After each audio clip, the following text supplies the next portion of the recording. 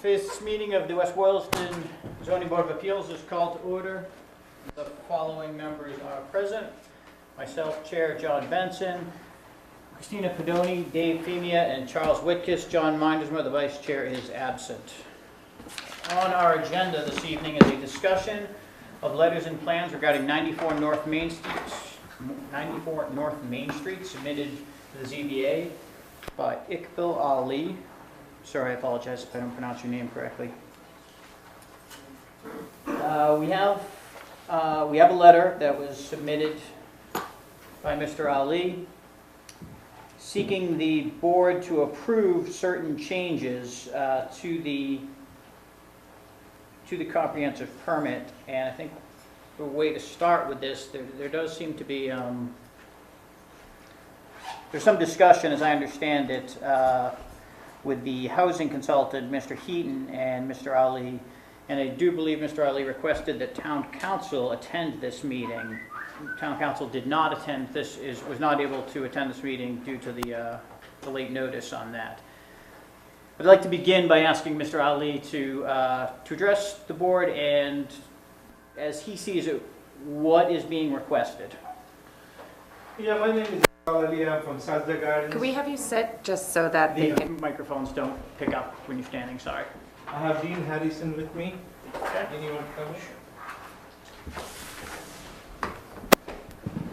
Basically, the project was, we were waiting for a subsidizing agency for the project, and we have the subsidizing agency from Mass Housing Partnership. Okay. And going ahead with the Mass Housing Partnership, we are going with affordable, 25% affordable units with 75 market rate units. It's a 40B project with 25% affordable. It's not 100%. That was one of the things. We had it in the decision that we had a choice of going complete affordable, or we are choosing to go with 25% affordable. That's what the approval is for from Mass Housing Partnership. Okay. What percentage? 25%. 25? Yeah, it's not 100%. I think. Plus, it's another thing I was proposing was I was working with the town. That was one thing. I want the board to approve the subsidizing agency as Mass Housing as per the decision of 2008 and 2010 amendment. It has been said that I can go to either of the subsidizing agency and get it approved, which I have got that thing, which the town has it. That's one thing the bullet item we had to get through. You want to go by item? Yeah, why or don't you we do want- that? Just, Yeah. you know, why don't you break it all down for me, and then we'll come back with questions as soon as we Okay. have them. And another thing is I have an A&R plan submitted a month ago for the board to sign. As per the decision again, it was in the decision of HAC that the ZBA is supposed to sign the A&R plan to subdivide the parcel for the rear parcel and the 3-family in the front. That plan has been submitted. I want that it can be signed by the ZBA. We have another thing is on the architect part. I'm changing the architect to Jerome Dixon. It's just for information for the town. And the new architectural plans have been submitted for the 54-unit building, which is here, a complete set of 54-unit building plans are submitted to the town for their review.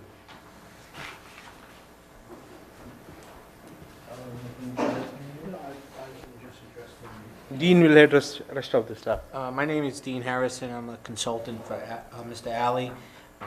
I've been in affordable housing now for over 25 years. Since I have not met the board before, I have brought a resume with my job project list, development list, like I'd like to submit to the board. May I, Chairman? This is your resume? It's my resume. On the next page is a project list. I have, also to let you, the board is aware, I have worked with Mr. Heaton in the past on other developments, 40B developments in the town of Middleborough. He represented the town, I represented the developer. We are working together on a project in Needham, for the town of Needham at this time. So I just wanted to let the board know that. As Mr. Alley had said, we have received a commitment from Mass Housing Partnership as the new subsidizing agency. We have a copy of the commitment that we'd like to provide to the board. It's a little bit different because the permit was issued, so they did not issue a revised project eligibility letter. They went to basically go to a full commitment and is providing the first mortgage financing. Mr. Alley's prepared to use Rockland Trust as a construction lender and is working with them to get that commitment. As the Mass Housing Partnership as a subsidizing agency, just a little explanation on behind them. They're a quasi-public state agency. They were formed a while back when banks started coming into Massachusetts, buying up other banks, and the legislation basically created them to be able to, when a bank is acquired in Massachusetts, part of their assets have to be given to Mass Housing Partnership. Mass Housing Partnership then is basically a primary lender of affordable housing in Massachusetts. They do both single-family and multifamily housing.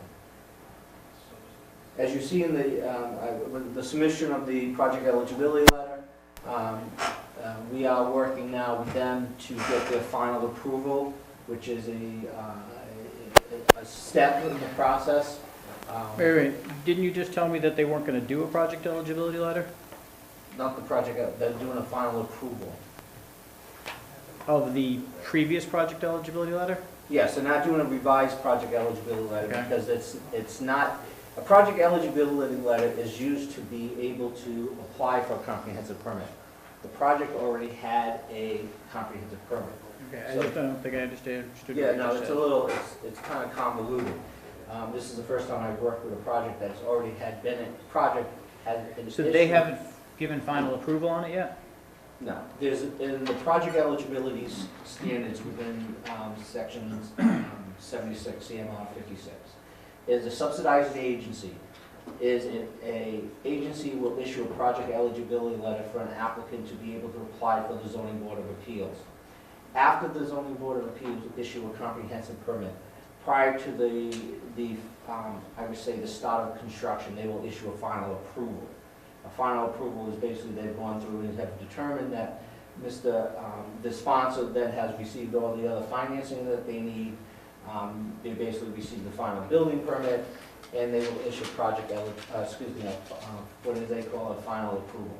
There is some, you will see in here, they do outline some of the items that we need to do for final approval, which we are now working on. And so we think shortly we should have the final approval. There are 4 items that they need us to work on to obtain. One is a property management firm. We have retained Peabody Properties out of Braintree, Massachusetts. They're a market and affordable property management firm, very well known in Massachusetts, and they have agreed to be the property management firm, and they will handle the affirmative fair housing marketing plan. They'll handle the lottery, the marketing of all the market units, the rent up, and then the ongoing management. They also asked Mr. Alley to provide assign or retain a clerk of the works for the project, since they had not worked with Mr. Alley before. We have, since this letter was written, we have narrowed down the 3 proposals that we sent out to 3 different firms. Are you looking at the same letter I'm looking at? I'm sorry, the letter that Mr. Alley, This one, yeah. on the status of the above items. The clerk of the works, we have chosen Matthew Yarmolinsky out of Newton. He will be the clerk of the works for the sponsor, Mr. Alley, and he's acting independently of the inspectors. The lender's inspector also would be on the project. We don't have The inspecting engineer, which is the next one, MHP, has retained a firm, and they have completed a review, and MHP is now reviewing the report prepared by the inspecting engineer and is going to get back to us. We had an appraisal done, however, Mass Housing Partnership is requiring an updated appraisal be done, because the other one's over 6 months old, and we're in the process with that. As part of some of the housekeeping items, and as what Mr. Alley had explained earlier, we are here tonight to ask to complete a few of those items. One being recognizing Mass Housing Partnership now as a subsidizing agency for the project. Two is as part of that, you can see in the commitment letter, the borrower of the project is Sedgwick Gardens LLC. So we like to have the the permit reference, the borrower. The project sponsor, which is Crescent Builders, has not changed, and so that we are asking for that modification. What is the relationship between Sajid Gardens and Crescent Builders? It's basically on these developments, you have to form a single-purpose entity. Mr. Alley, Crescent Builders, is the owner and operator of the LLC. He's the managing member of the LLC Sedgwick Gardens. He will maintain Crescent Builders. They will be the contractor for the project. These are two separate LLCs? Yes. Crescent Builders is a corporation. Yeah. One's They're two separate corporate entities? Yes. As you can see in the the commitment letter, Mr. Alley is guaranteeing the loans for MHP. He will be the one responsible as the entity. So those are two items that we do want to address tonight, in addition to what Mr. Alley has also discussed about the NAR plan. And we also want to submit some revised drawings now that Mr. Alley has met with MHP. They've had some comments, and we've addressed those. Mr. Alley has met with the fire department also. And because we have switched architects, you can't use, by law, the previous architect's drawings. The previous architect was the one with the original plans back in 2008? JAM. I don't even know the name, that's what you're referring to, Yes, right? yes. Mr. Alley decided not to buy those drawings. Mr. Alley has used Jerome Dixon before and will continue to use Jerome Dixon as the project architect going forward. Aren't we supposed to have a regulatory agreement? Not at this time. A regulatory agreement for a rental project is executed between the subsidizing agency and the developer. We will be able to provide a draft to you prior to executing that document. That document is usually executed at the time of construction and closing. I am going through that right now on a project in Middleborough. We have a draft one. The town was privy to the regulatory agreement, but they do not. Don't all the names on the regulatory agreement and the comprehensive permit have to be the same? Well, that's why we're partly here tonight to do that. We're trying But to. doesn't that have to be done by DHCD and then to us? No, DHCD will not be doing the regulatory agreement because the subsidizing agency does the regulatory agreement, which will be Mass Housing Partnership, MHP. Okay, well, why didn't they do that already? Because the regulatory agreement is not drafted until we go into final documents. The closing process, we're not in the closing process yet. We just got the commitment letter. We have to address those items for final approval. And if you go down into the conditions of the loan, you will see there's items that need to be done prior to closing.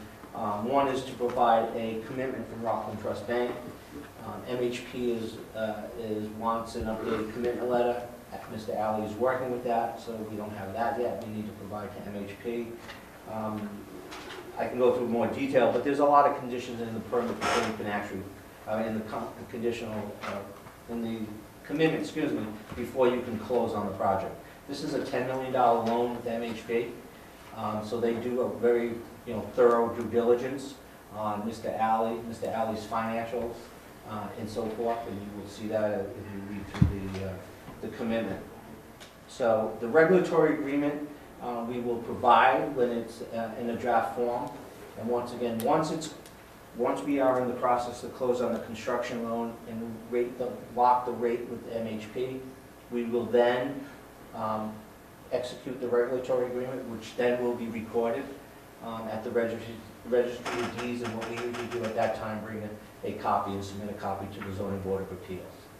Okay, so you're seeking for us to approve the transfer to MHP? No, approve MHP as the subsidizing agency. Yes, thank you, sorry. No problem. Okay, so that's one thing. Mhm. You're seeking for us to approve the architect change? Acknowledge the architect's change. Acknowledge that Sedgwick Gardens LLC is the borrower, as the Crescent Builder is the sponsor. So the comprehensive permit to be clean. Well, how do I know that? It's in the MHP letter. First page. Paragraph 1. The borrower shall be Sedgwick Gardens LLC, a single-purpose limited liability company owned and controlled by Ockville Alley. Ockville Alley and Crescent Builders are collectively the project sponsor. The obligation of the I don't need project. you to read it to me. Okay. When did you receive this document? March 25th. Okay. So was there a reason why it wasn't submitted to the town clerk? Normally, it does not have to be submitted to the town clerk. We are submitting it tonight as part of the process. Do you have additional copies of it? I have one additional copy. So you're submitting it with one copy? Correct. All right, so we'll,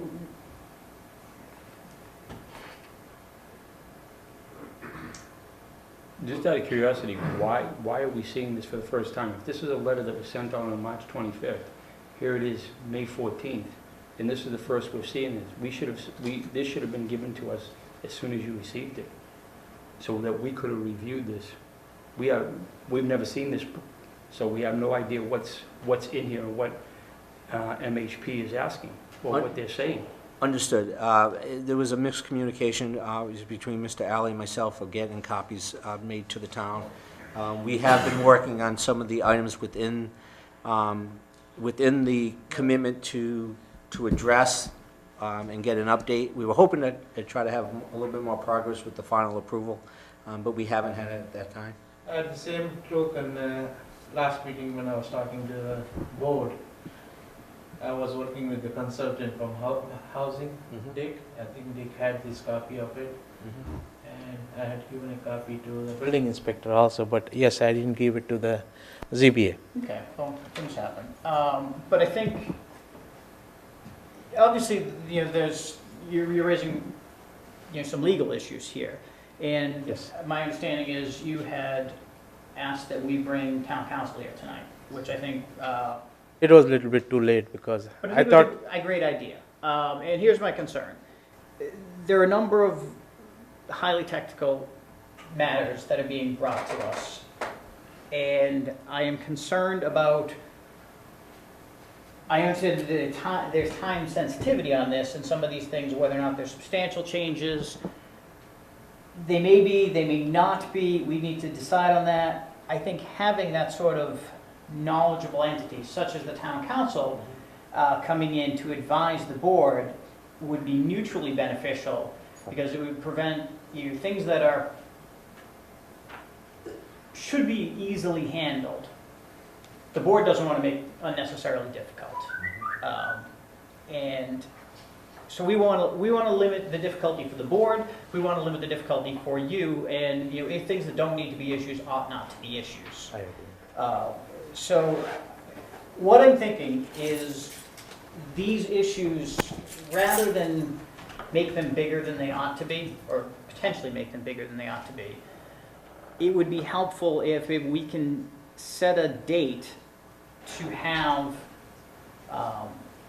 knowledgeable people attend to advise us. I'm not suggesting that you're not knowledgeable, but I mean, No, you understood. need to have, because Understood. like I said, I think there's a potential for this to be mutually beneficial, so that we are not saying, well, this is complicated for us, you know, we think there needs to be a public hearing on something that maybe is very minor. And I don't want to overlook something that is important, but I also don't want to unnecessarily gum up the works with something that ought not to be. So I'm concerned about our ability to competently act on these things tonight, both representing the town's interest and not unduly burdening you on things that don't need to be. So with that in mind, I'm going to give you an opportunity to discuss this further, but what I'd like to do is to at least get some input from Mr. Heaton, who maybe can clear up some of these issues. So while he's doing that, what I ask is that you roll around in your head the idea of coming back when we can figure out who is best to be here to give guidance and maybe set this for that date, as a date certain. Okay. So Could we let's have- hear, go ahead. Excuse me, could we have the opportunity to speak with the town council prior to the hearing and work through some of the minor stuff? I think that, I think something like that is an excellent idea. I think that we want to have a meeting like this to be as efficient as possible, rather than trying to sort through a lot of these issues in front. Well, certainly we do it in a public meeting, sort through those issues to make sure everybody in the town is fully understanding what the issues are, what we're voting on. But rather than have, for the very first time, issues that you want to raise being raised to us and then bandying it back and forth with town council. Or if there's another, I don't know if town council is the best person to be advising us, but whoever the competent person is, and you having that opportunity to discuss it with them so that we can have a streamlined process. So let's just put that as a thought. I'm not limiting you right now to talk to us, but what I want to do is hear from Mr. Heaton, and then let's hear from you again, so that we can sort of No, no. get things out in the open. Is that okay? Yes, yes. Okay. So Yeah, we'll sit step back. back for a moment.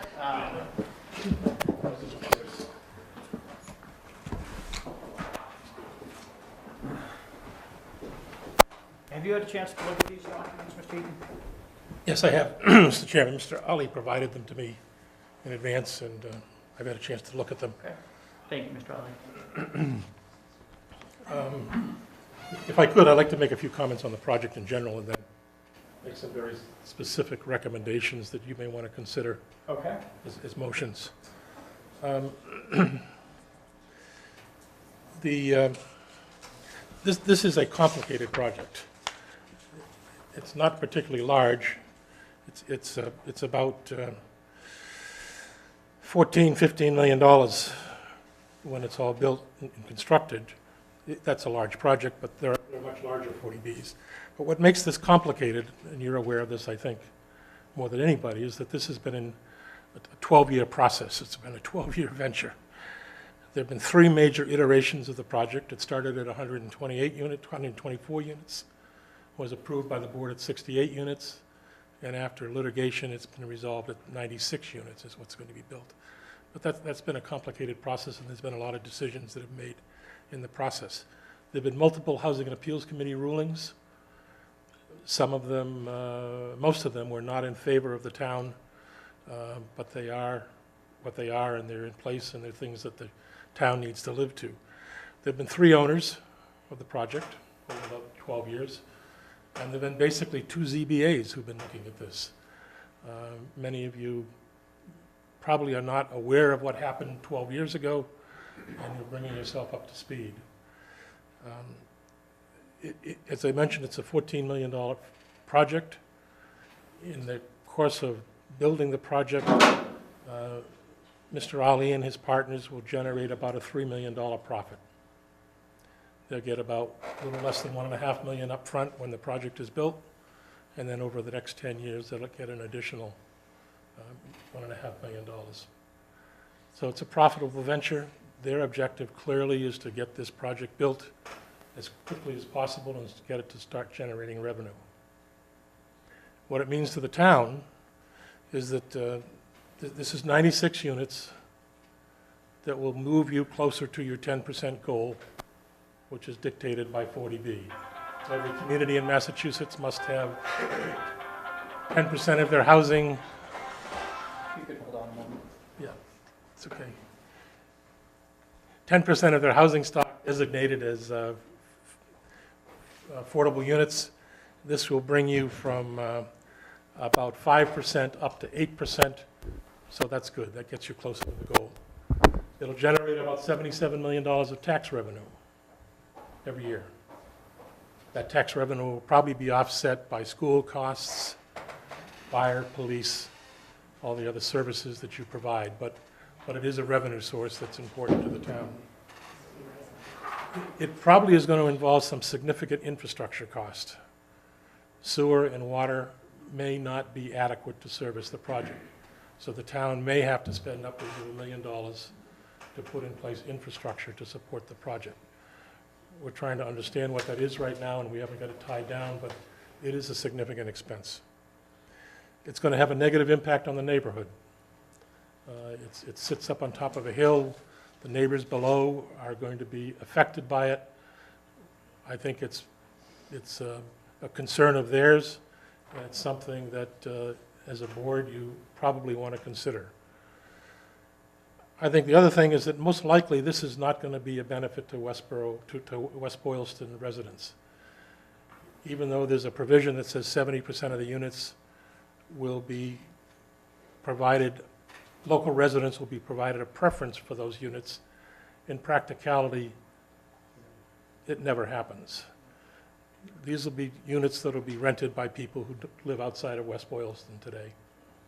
That's good for the area, provides affordable housing for people that need it, but it's not a direct benefit to West Boylston residents.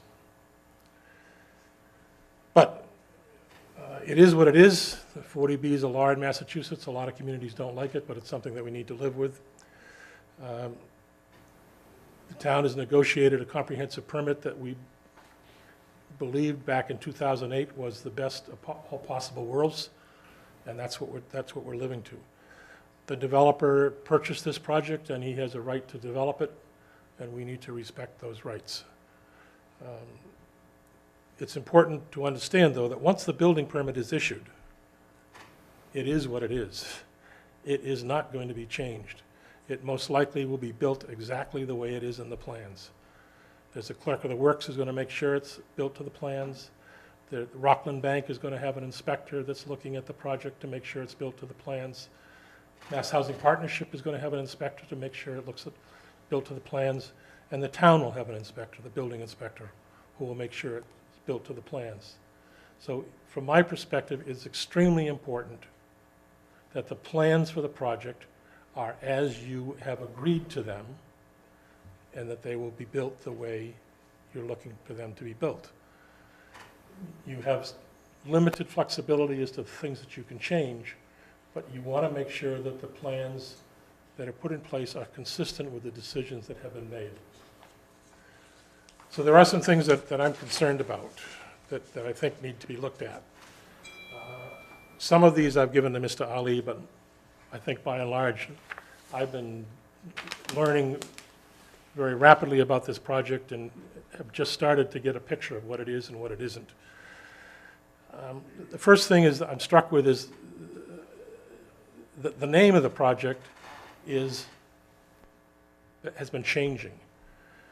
The decision that was written in 2008 said the name of the project will either be the Villages at North Main Street or the Villages at Oakdale. Sorry, to stop you there for a moment. Why is that relevant? It's only relevant in that it's not a big deal, clearly. But it's something that needs to be consistent in all the documents. They need to say the same thing, so that when the bank looks at it, when the loan goes through, when the engineer looks at the plan, they all know what they're looking at. It's a relatively easy thing to do. The name itself is not terribly important from my perspective. It's only the consistency that's important. So at present, the documents you've seen, they're not necessarily all using the same name? I think they are all saying the Villages at North Main Street, except some people refer to it as Oakdale and some people refer to it as 94 North Main Street. That's the address. But we need to make sure that all the documents are the Okay. same. I don't want to dwell on the point, but I just wanted to make sure I understood why you raised it. There are a set of open issues that have been identified by the department heads who have looked at the plans with the building inspector. That list is important for the board to understand what it is, and it's important for the board to know what the departments in town are looking at. And I would strongly suggest that you go through that with the building inspector and make sure you understand what it is. The planning board has expressed an interest in offering you advice on the A&R plan. They are very familiar with reviewing the A&R plans for the town.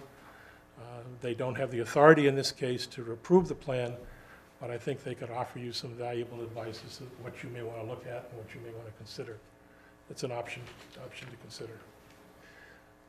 There's a landscaping plan, or at least there's supposed to be a landscaping plan. There's a note that in April 2006 there was a landscaping plan. That landscaping plan does not appear to be visible today. Now, a landscaping plan, again, is not one of these big deal issues, except if you're a neighbor and you're concerned about the lighting plan. One of the issues that is on the table is to review the lighting plan. In my mind, you really can't review the lighting plan until you see the landscape plan, so that you understand the light that will be coming off the site.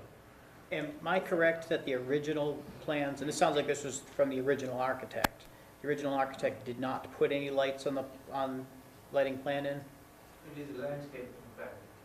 Basically, lighting plan was never provided, or was supposed to provide it. It was never approved. It was talking about having a lighting plan and a landscaping plan to be submitted to the ZP. But the previous architect never did that, am I correct in that? Usually done by the design engineer. There's a different engineer for the thing, it was never done. But it did, and I don't want to make it sound like I'm putting anything on you, but, because you weren't involved at that point, but it was, the party previously involved didn't do that, am I correct in that? Or at least it's not, we don't So you have. said they were submitted, so do we have what was submitted for landscaping, or is it something that's not in the file? What we have is a note from the engineer that reviewed the plans for the board in 2010, noting that there was a landscaping plan. So we just But don't have a copy of it? Cannot be found at this point in time. We were never able to locate that plan either. We had tried to locate it prior to going to MHP, because MHP asked the same question. We were never Okay. able to locate the landscape. I don't want that to sound pejorative, I just wanted to know, it doesn't sound like it was there. Okay. That's I mean, these issues in themselves are not, I wouldn't call them significant. It's when you look at them collectively that there's a trend, and there's an issue, a set of issues here that need to be addressed.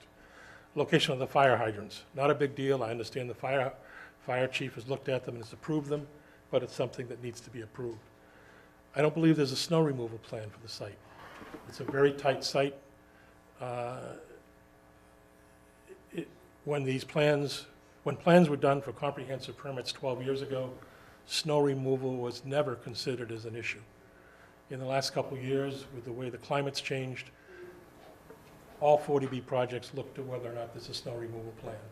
This project does not appear to have a snow removal plan. Is that a 40B requirement? No. Okay. It's a requirement that the board may choose to put on the project. Could we backtrack and have this project go back to the planning board or go to the planning board? No. You can't go back. No. I suggested that we go to the planning board in the beginning, and they said, the zoning board's got all the power, they're the ones that make the decision, and it was wrong. Yeah, it is what it is today, and we have to deal with what we have. But I think there's an issue of public health and public safety relative to a snow removal plan that is important to be addressed. It's a detail that can be included in the landscape. And we're gonna have to decide on snow removal and No. lighting, and I'm going to make a suggestion as to how you might want to Okay. handle that. But no, that's unreasonable to expect you to do that. Signage. I've been in meetings where you've spent hours talking about signs. It's not a pleasant topic. ZBA loves signs. I know. We love But signs. There is a sign here, and I don't know whether or not it fits the bylaws or not, but it's something that someone needs to look at to tell you whether or not there's an issue. The applicant decided to make the stairways in the project wider because of feedback he received from the fire department. I think that's good. It's not clear what impact that has on the total project. There is no underground electrical for the project. It's probably something that wasn't required in the preliminary plans that were done back in 2008. But with the final plans, we need to understand what the electrical plans of the project are. Mr. Harrison mentioned the appraisal. The board should get a copy of the appraisal. There's the property management company. Mr. Harrison's identified it as Peabody Properties. They're a reputable firm. That's great. The regulatory agreement is something, and the monitoring agreement is something that you don't need a signed copy, but you should have a draft so that you know what the project is looking at, and most importantly, that you understand what is the entity what's the legal entity that's making the agreement for the regulatory agreement, the monitoring agreement. The deed, the PE letter, all need to be in the correct names. I think that has been corrected at this point, but I haven't verified it. There was a summary that just came to light in the last couple days, and I want to pass this out because I think it's important. This is a summary that was done by Hancock and Associates. I think this copy's for everybody. I know you have a copy, Mr. Ali. You have a copy, Mr. Ali? No, I don't.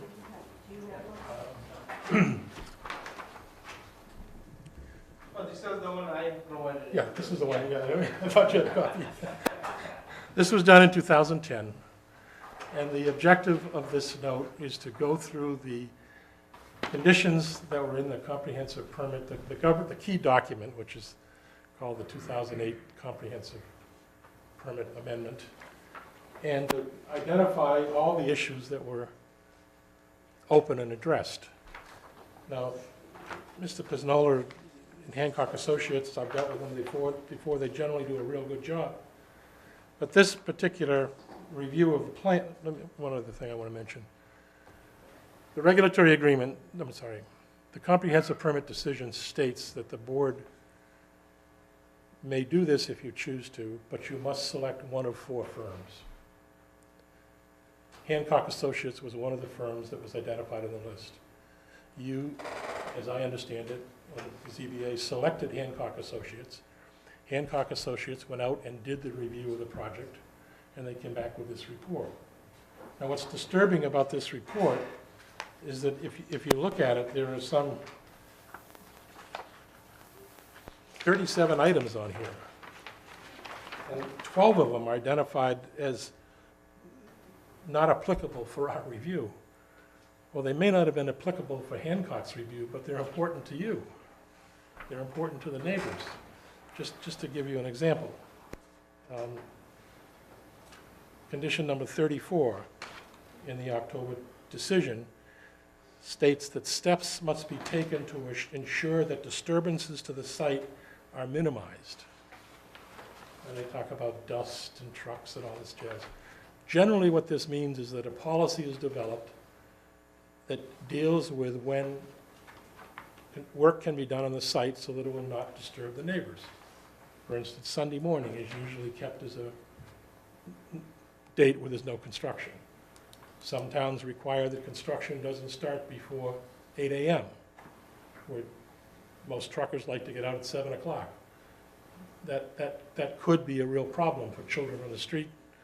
And anyways, dust collection, the roads can be dust can be minimized. Erosion control efforts need to be taken.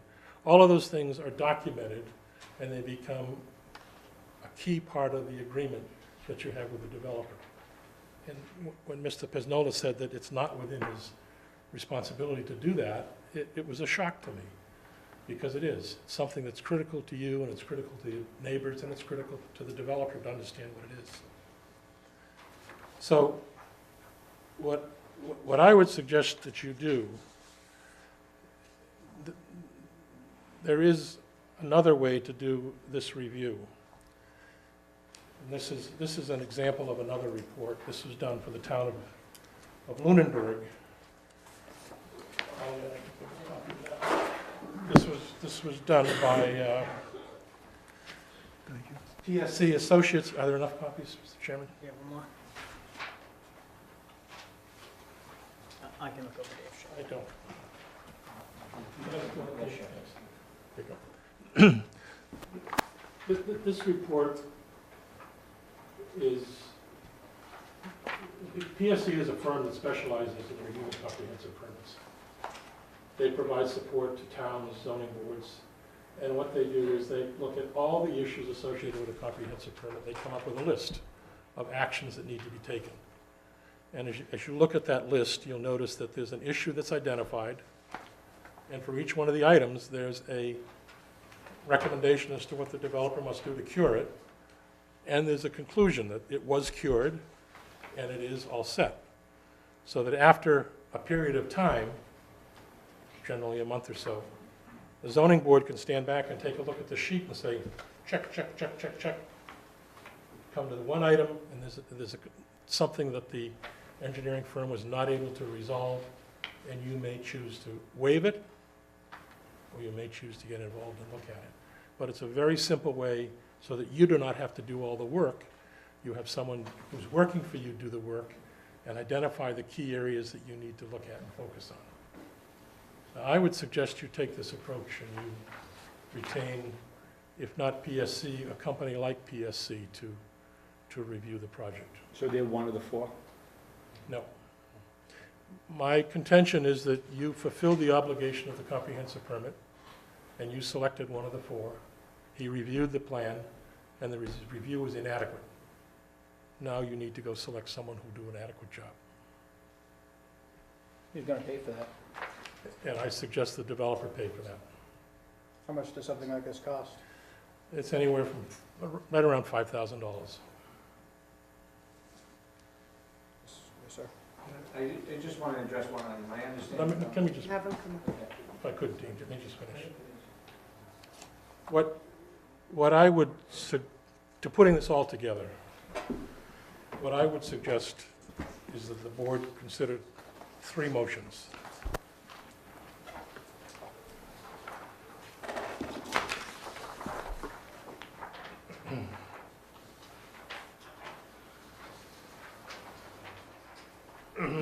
One motion is that the board move to have a public hearing to consider the changes that are proposed at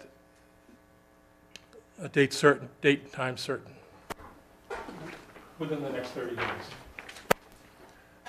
I think would allow everybody time to pull the information together and to move forward.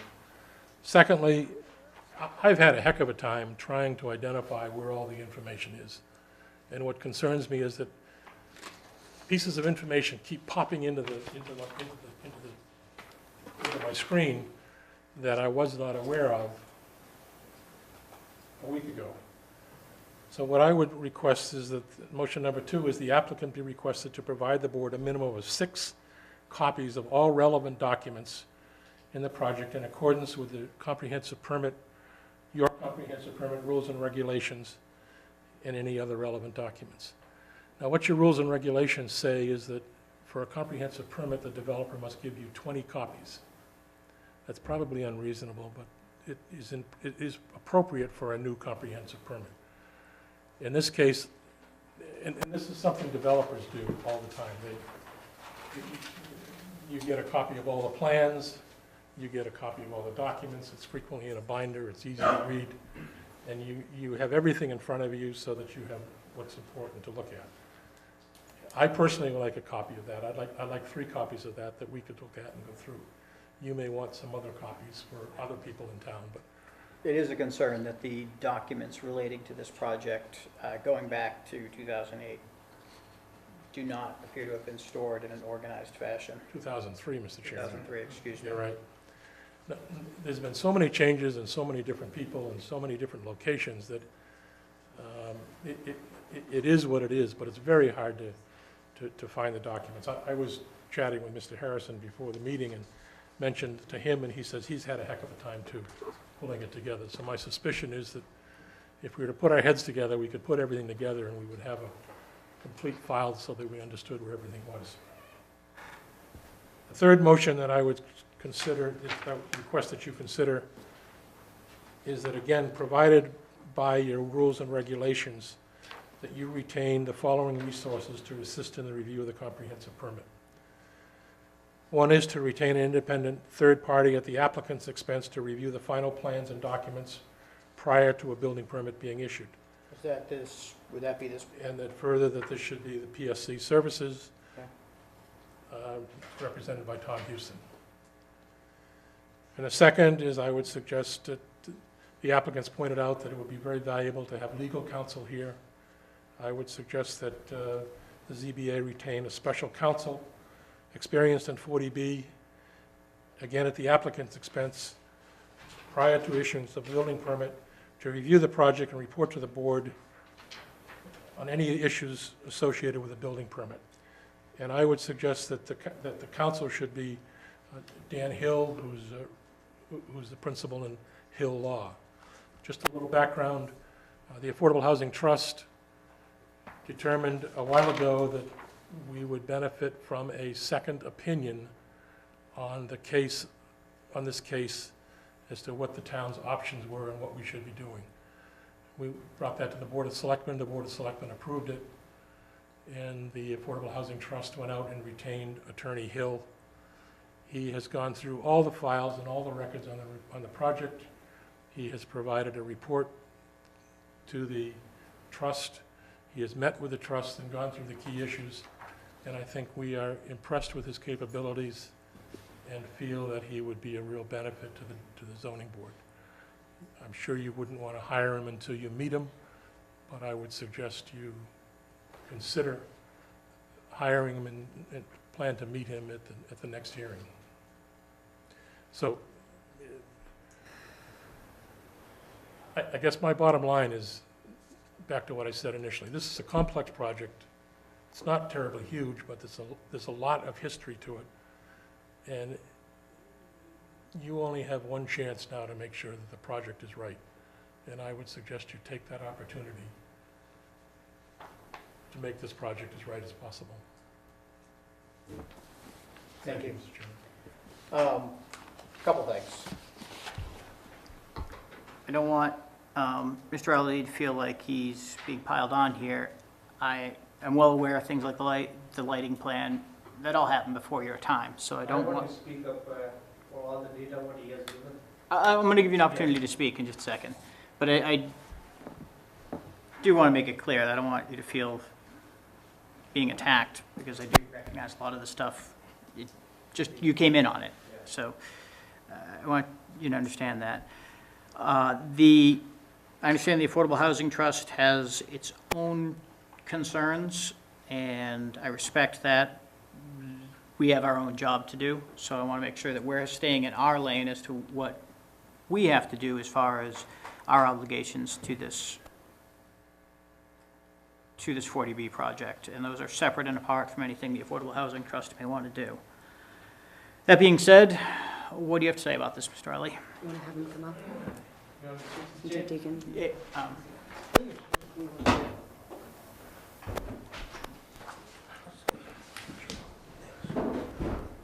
I think there were some valid points what Mr. Heaton has it regarding the landscape plan. Yes, if the decision is calling in for landscape plan, means I will provide a landscape plan. Snow removal plan is not been, I'm not reinventing a wheel again. This decision has been done.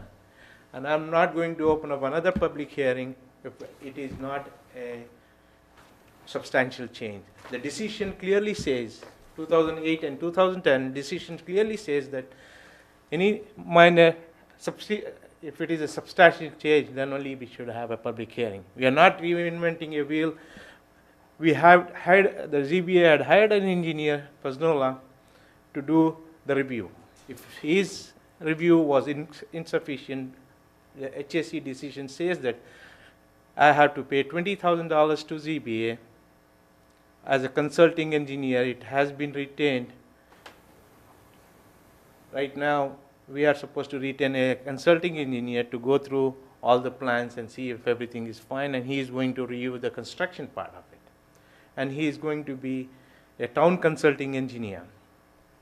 That was in the decision, and I'm supposed to put $20,000 as a amount for that, so that the town can go and do its due diligence if the job is done right or not. He was talking about snow removal. Yes, I do understand it is a necessity.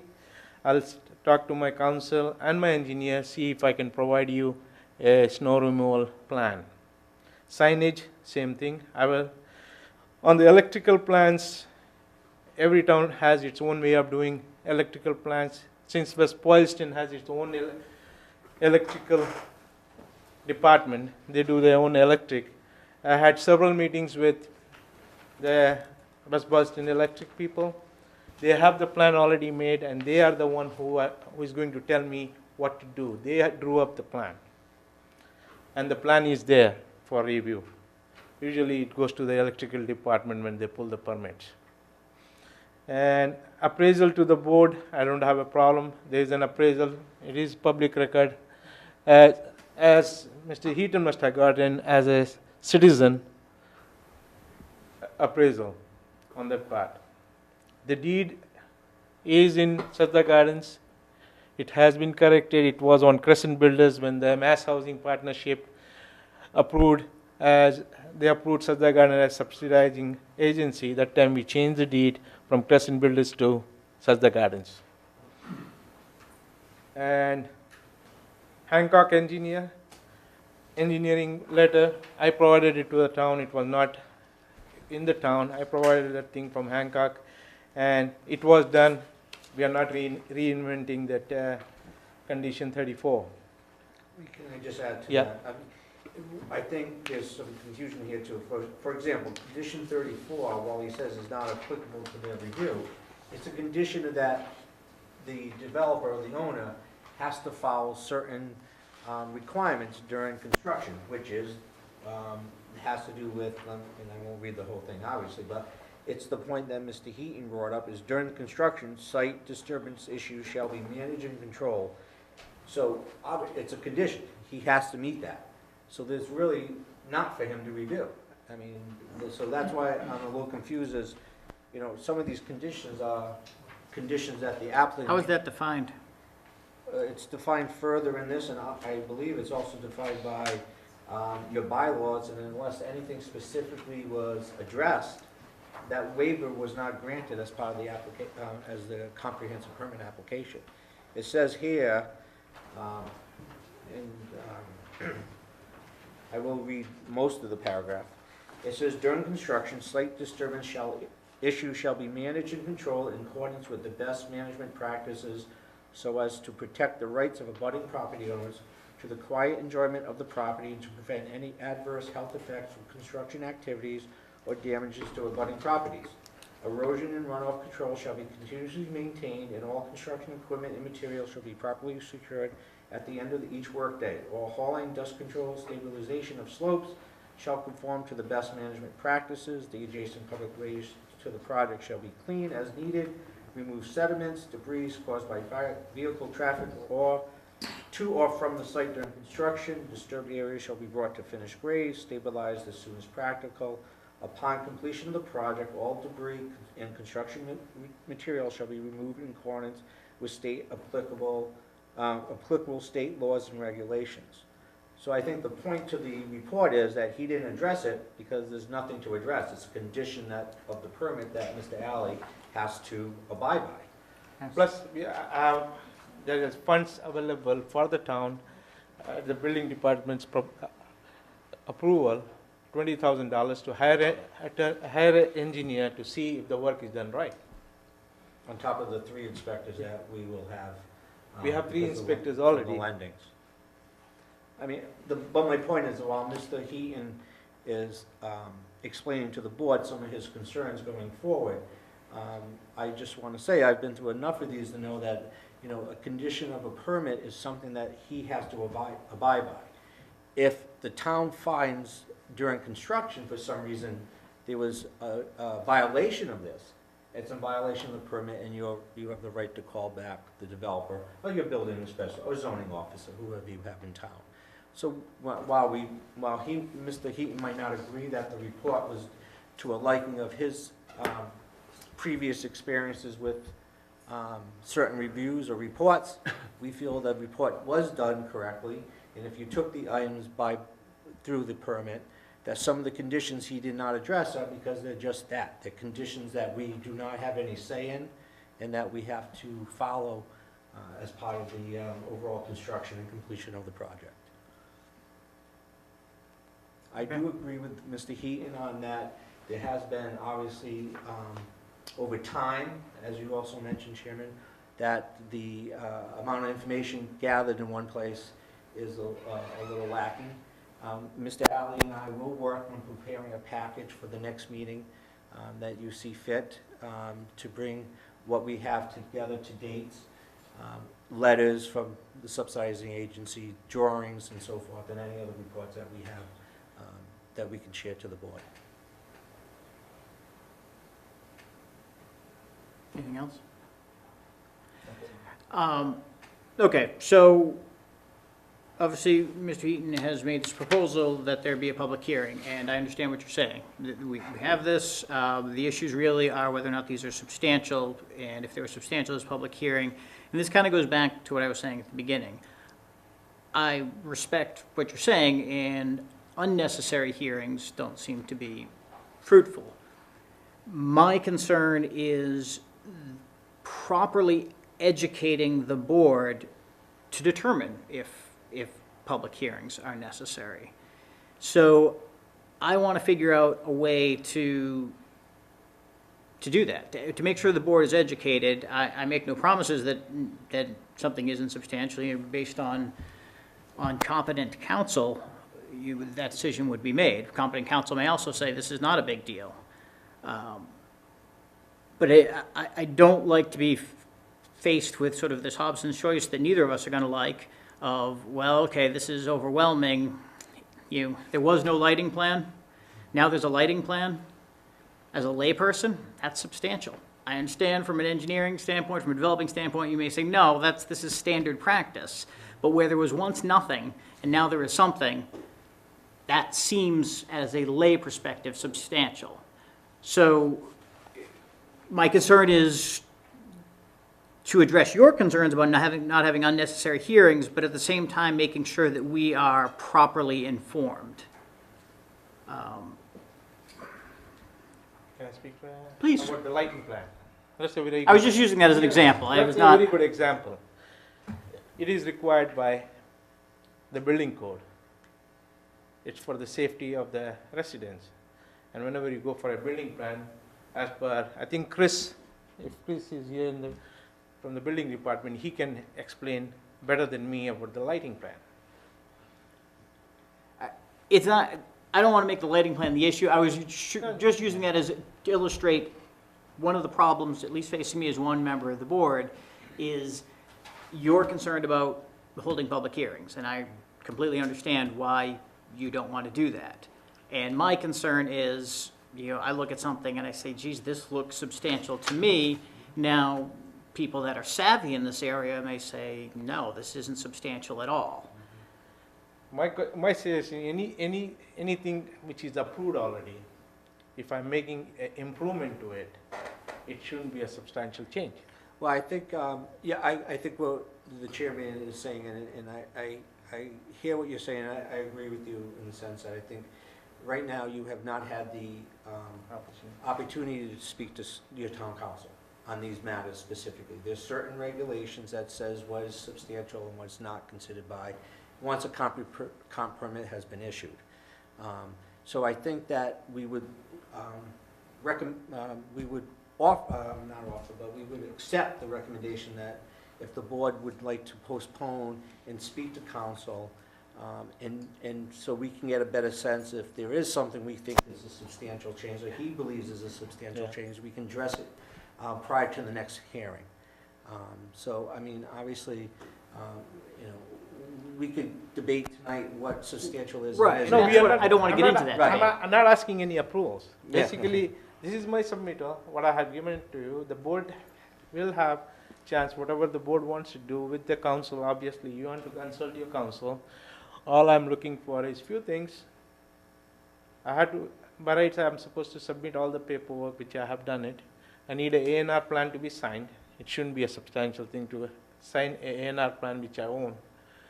For the board to be signed when the decision is already made, that the ZBA has to sign the A&R plan. Is that asking a little bit too much to sign a A&R plan?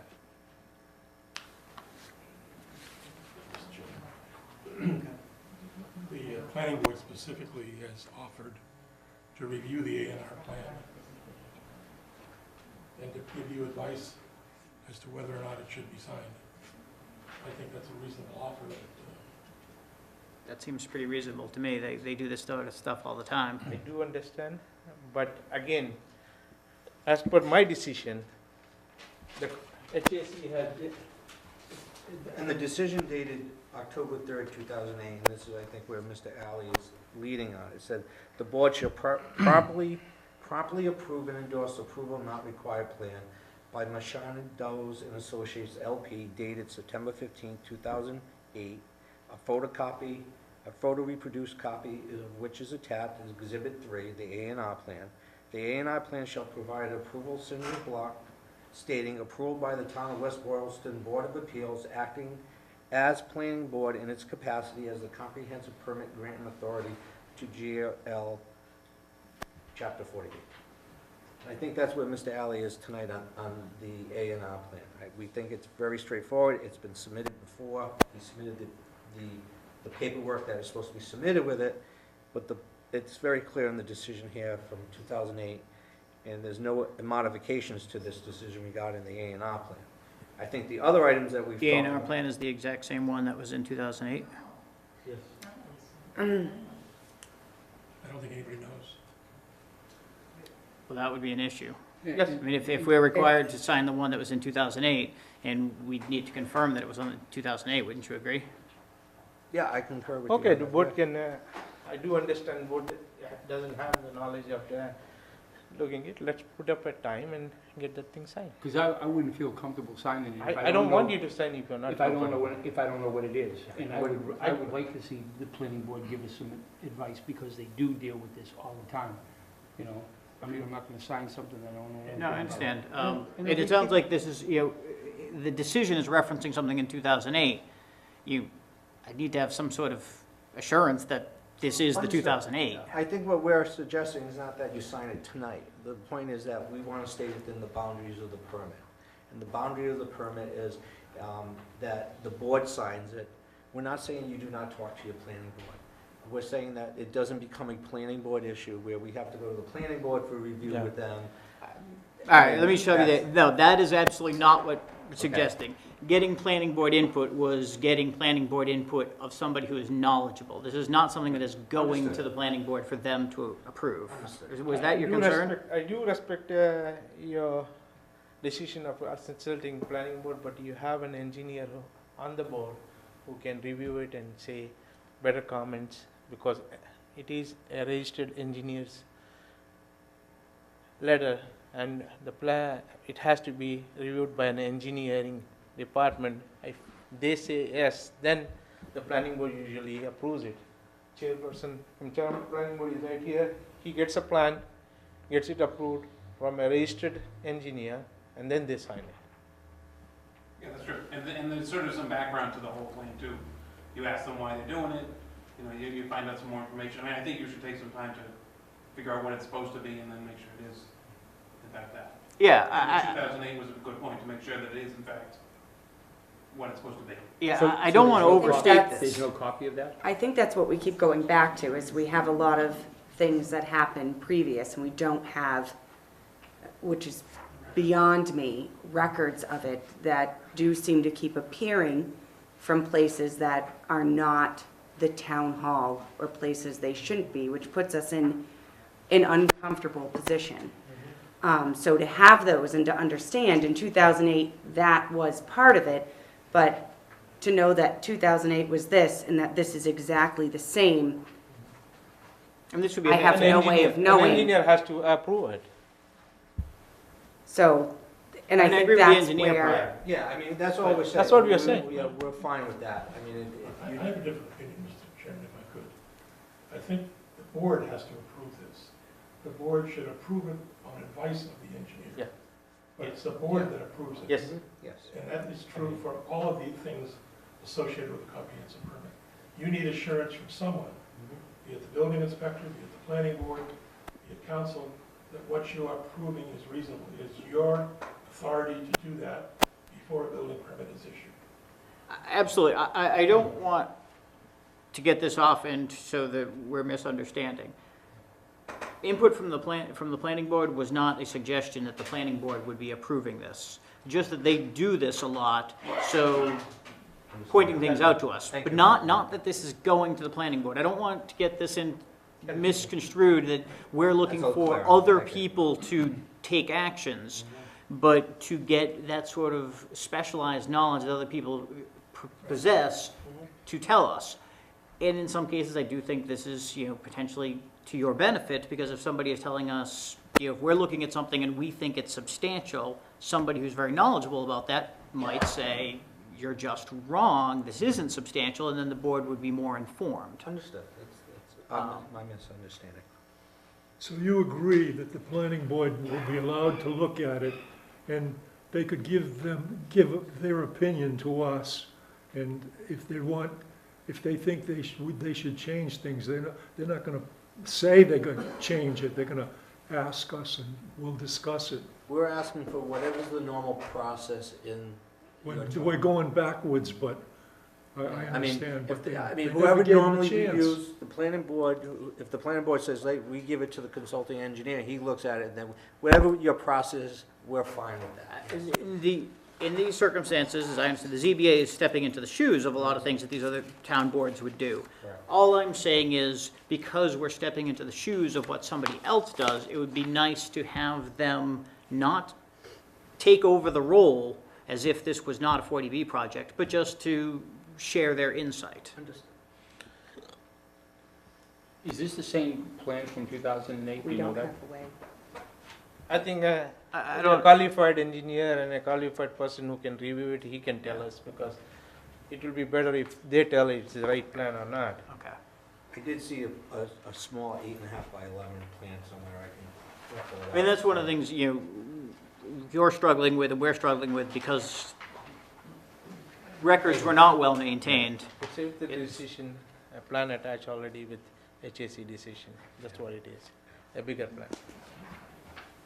So that's what it's gonna be checked against, that's from the decision that you're saying, the decision. A qualified person can look at it and see if that's the right thing or not. So when does the board want to have the next meeting? Well, Time is an essence for me, and I want things taken off from this bullet points what I have. Prior to the next meeting, can you provide us with the documentation you were discussing that you would work with him to provide us, so that we have all the information prior to the next meeting? Hopefully not the day before, something to review, and an extra in the town hall for others to review that might want to see it. Yes, we'll provide the commitment letter from MHP, official document. I don't believe we'll have a regulatory agreement prior. I am trying to get a letter from Mass Housing to explain the process, so it comes Okay. from them, not from me. And we'll work on some, make sure. So we are getting 3 documents to you. One is the letter which you provided already. all right, one at a time. Here's the ZBA rules and regulations that were adopted in 2013, and it identifies in the paragraphs that we talked about. That doesn't apply to this permit. If the board has a specific request of documents, we will provide. Yeah, this is, my motion is that we provide the documents that are referenced in those sections. My recommendation is the ZBA should look into it. This permit is not a 2013 permit. There are plenty of rules and regulation changes and everything, but this is a decision already made in 2010. I would be reluctant to comply on a 2013. I think if you look at that, Mr. Ali, you'll find that everything in there is standard. If it is standard, I don't have a And I problem. don't think you'll have any issues with it. If you have any issues, I would be glad to review them with you or with Mr. Harrison and make any adjustments that are appropriate. But I think that's the best starting Okay. point. Yeah, I want to make sure this is as civil as possible. I don't want this to be an adversarial No, proceeding. my portion is I don't want to reinvent the wheel. There are plenty of people reinvented the wheel, and the town has spent a lot of money in attorneys. I have spent a lot of money in attorneys, and we don't want to do that. This is process going for 12 years. Okay. Are you opposed to paying to retain these people to advise, not holding a hearing, but advising us, for example, Attorney Daniel Hill to advise the board? I wouldn't pay for it. Town can pay for it because I do not agree with Mr. Heaton's recommendations for the attorney. I do not know the other firm. I have worked with Mr. Hill, I've been involved with Attorney Hill. I would not recommend Attorney Hill from our side in Austin.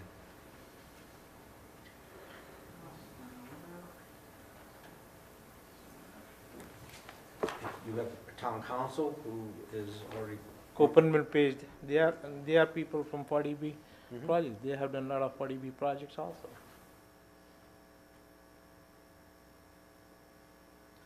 I suggest you table this motion, Mr. Chairman, and review it at a later date.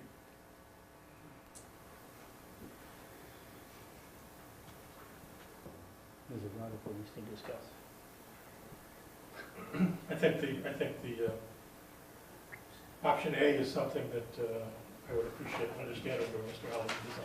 Option Motion A or option A, I'm sorry. Option A or motion A? Which one are you referring A. to? Motion 3, option A. Yes, ESC. independent third party applicant. That is already we have hired a professional engineer. The building inspector had three consultants already on board. I think the building inspector is working on getting a consulting engineer on board to help this process. I don't think that engineer has actually been retained yet. No, it's not been Process. written yet. It's in process. We had 3 engineering firm who has given a bid, but And I'd like to add, we will Well, provide, just a minute. The statement of work that has been developed for that engineer does not involve reviewing the comprehensive permit plans. It involves monitoring the site construction. I would like to offer that the lender's inspector's report be provided to the town. That's an independent report that they will review the comprehensive permit. That's interesting. They are being retained through Mass Housing Partnership and Rockland Trust Bank, and they're independent of us. Yeah. Has that been done? As far as I know, they've done their initial review. The MHP and Rockland Trust have some comments going back before they finalize the report. We haven't seen it, but they have hired a third, Mr. Alley has paid for that, but it was hired as a third-party independent. Okay, so, do you think that may be, That's a creative idea. okay. And that's, like I said, being creative to address some of these things without, like I said, I don't want to I don't want to necessarily, interfere. you don't want a I wanna hearing, have- I don't want to have a hearing if it's not necessary. Okay, well, when do you think that we might be able to have that? I know I've been emailed today, there's a draft being circulated between the two parties. I would say probably within a week to 2 weeks. I will get a better sense and I can let your secretary know, Okay. and Mr. Heaton know. Yes, please keep Mr. Heaton on the loop on this. Okay. All right, so that would potentially, You still need an attorney to decide, help you decide if it's a substantial or insubstantial change. I'm not, That's yeah, only your. I'm still thinking about it. Okay, so this is potentially addressing the issue raised in motion 3, sub-paragraph A. Are we all in agreement this is potentially addressing that? Yes. Okay.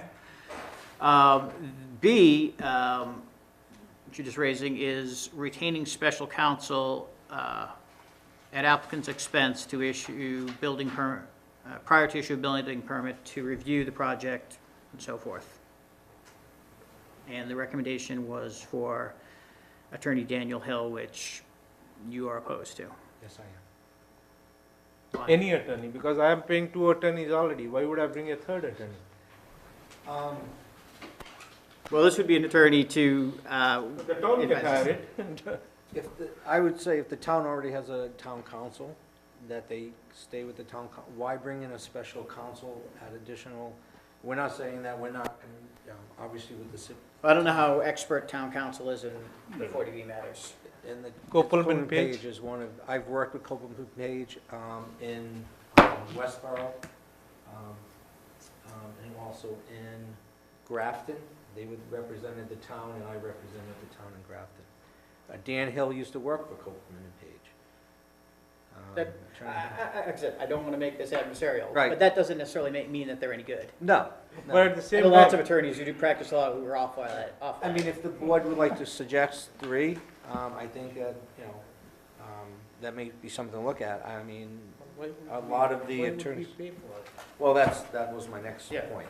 I mean, I don't think that is an additional cost that we should incur as part of this, because one, if you do already have a town council, and 2, that we've had additional attorneys look at Yeah. this from previously, and it has been up to, but I do agree that a council should look at whether the conditions that we're presenting, or the items that we're presenting are either substantial or minor. And I do agree, that is what, if the focus of that is just to do that, then I think we can come to an agreement on who you would like to use.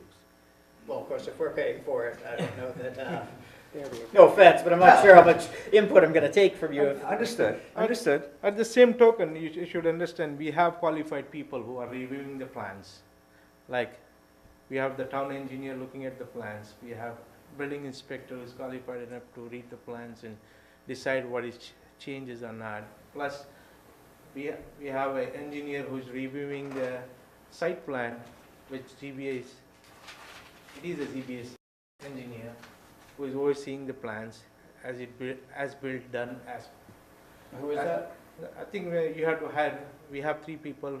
Oh, That's okay, the that's site you're engineer. referring to. For the site engineer, yeah. Yes, okay. And I have written a structural engineer for the structural part, and I have written as engineering firm for all the surveying part, and I have 2 attorneys consulting me on this project, so I don't want to pay a third attorney. If the town feels like having a third attorney,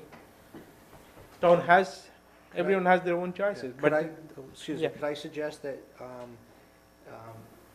the town contact MHP's attorney, who is in-house, who is familiar with 40Bs? They also do the regulatory agreement. If you'd like to discuss first with them, the issues of the, you're looking at to see whether something, and maybe they can provide a suggestion about how I to. met with them. Yeah, I know, I mean, they're an independent third party. They know, they will be doing the regulatory agreement. One thing they will do as they go through the review of the permit, they will come back and say if a condition is something that is against the rules and regulations. I'm dealing with this in Middleborough. There's a difference between being against rules and regulations and being substantial or insubstantial, wouldn't you agree? Correct, I'm just saying that they do that review as part of their final review, is to make sure, because we have to get a zoning opinion, and part of that is they come back. One issue that has come up recently is the local lottery, and making sure that we follow all the fair housing rules and regulations. Things have changed. So they get involved with that when they read the management plans, the fair housing marketing plans, the permit, they make sure they're all consistent. I would suggest, if you like, maybe they can give you recommendations from some attorneys that might be able to assist the town. It's, once again, MHP's involved, they're the subsidy agency. It's part of their review, that's part of their process, it's a state agency. I'd like to offer that suggestion. Judy Jacobson is the. I have another suggestion. The board is there to make a decision. It is substantial on that. Ultimately, it's the board's decision, saying that is it a change, and what percentage change? Is it 20% or less change? That percentage can be defined by 2 different ways. Mr. Heaton is there, he can tell you how it can be done, because this is a decision which is good for the project or bad for a project. If it is an improvement for the project, it has to be seen it that way. It doesn't mean that, for example, we had a talk about the light. If the zoning, it's not in the plans for lights, so if I don't put lights, is it going to be safe for the project? It's not. Right, no, It is a necessity. It's part of process. I understand, but where my concern with getting that specialized knowledge is, okay, where there was no lights, certainly there should be lights. There's a safety issue, you want lights. But I also wouldn't want to be signing off on something that's gonna put a floodlight in the neighbor's window. I agree. But I also think that the matter of the name, putting it into a single-purpose entity is something most boards do not. There are specific guidelines in the regulation of what's considered substantial, what's not. I mean, but that usually gets to if you're going from single-family to multifamily. It doesn't get into some of those items. Well, there's other things that, again, they may seem small to you and may seem small to a lot of people. We're changing to 2 bathrooms. Is that adding a significant burden on the sewer system by doing that? No. But I don't know that. Number of bedrooms usually does. I understand, but you see my point. I'm just using this as an example. It's a DEP regulations on the bathrooms. It's calculated on based on number of bedrooms, how much people can live, or how many bathrooms you have. But again, your engineer can define that. I think on the legal matters that we have talked about, the land, and some of the modification, I think that we are open to the suggestion of bringing in counsel to look at them to see if there's substantial or minor modification. I think that we just need to come up with a way to, one, as we suggested earlier, we like to talk to whoever you choose to. Couldn't agree more. So if you want to take some time, and I know time is the essence here, but if you want to take some time, either speak with somebody from MHP, they are very, or speak to your own counsel and see their suggestion. We're open to it. But what I don't want to come to know is every meeting I come to. Right. Last time we came to a meeting, Mr. Heaton was supposed to be updated. I updated him. Now you want another counsel.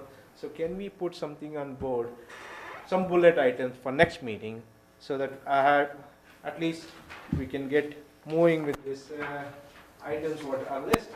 Like A&R plans, I do agree. Planning board is going to review it. They'll give it in a week, and usually the next meeting there's a meeting in 15 days, right? 28. Yeah, I don't think you want to be on that meeting, because we'll be here all night.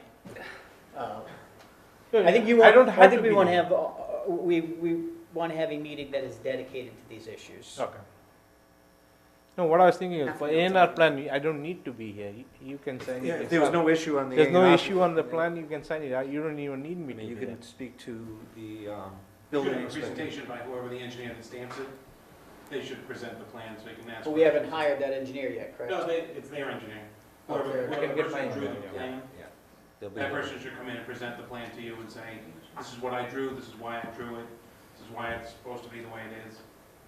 And you can ask that person questions. I mean, that's how they all. So here it's a little bit different because this plan is already in the decision. I understand, but So basically we have a plan which is already in the decision. Somebody has to check if it's the same plan. It's already stamped plan. I would just ask that person who stamped it, they are the people that generated, Yeah. this is why it matches the plan. They take 10 minutes. Who But is just the have it- engineer who did that? Is that engineer like gone to the wind since it He's happened gone in to the wind, 2008? He doesn't work for I me. want to sign a plan that doesn't have, the stamping engineer, if the stamping engineer doesn't exist, I No, it did, that's right. hesitate on the plan. He's the design engineer who had finally designed it and gave a A&R plan signed and stamped. But I think your point is, It is already stamped. You look at it. but I think the point is, he did this back in 2008. He's probably going to want to get paid to show up here and say, I You did didn't this. get paid back then to show up, so this is this time. I mean, they don't take long, it'll be whatever is. But I just think for you to have a person ask questions of, that's the right person to have advocate for him and answer your questions. They're still in business. the town engineer can talk to them and finalize, that's not a problem. I'm sorry, could you say that again? They are still in business. Oh, okay. Yeah, there is a stamp, and there is a PE stamp on it, and everything is there. It can be reviewed.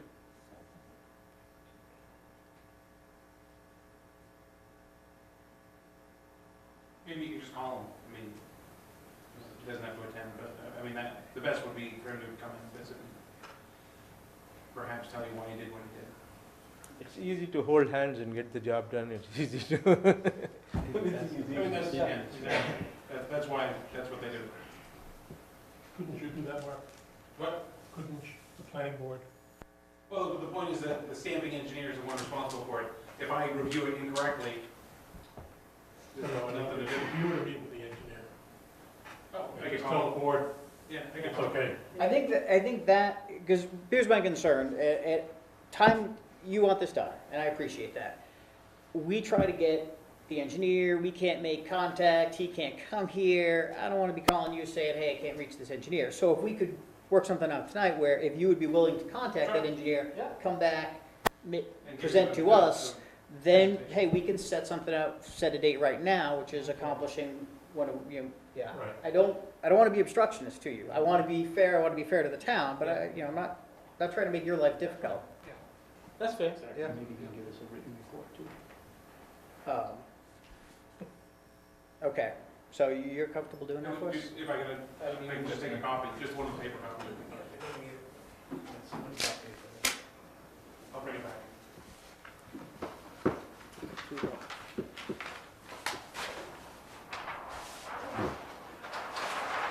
Careful, take your eye out.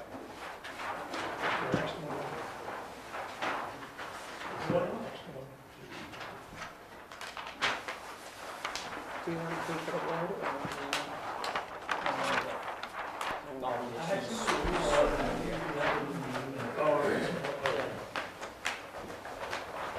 Yep, it's got contact information and everything. I can do that.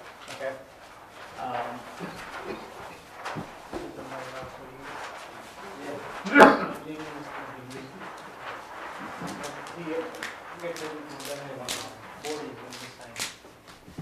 Okay, so that seems like a straightforward bullet item.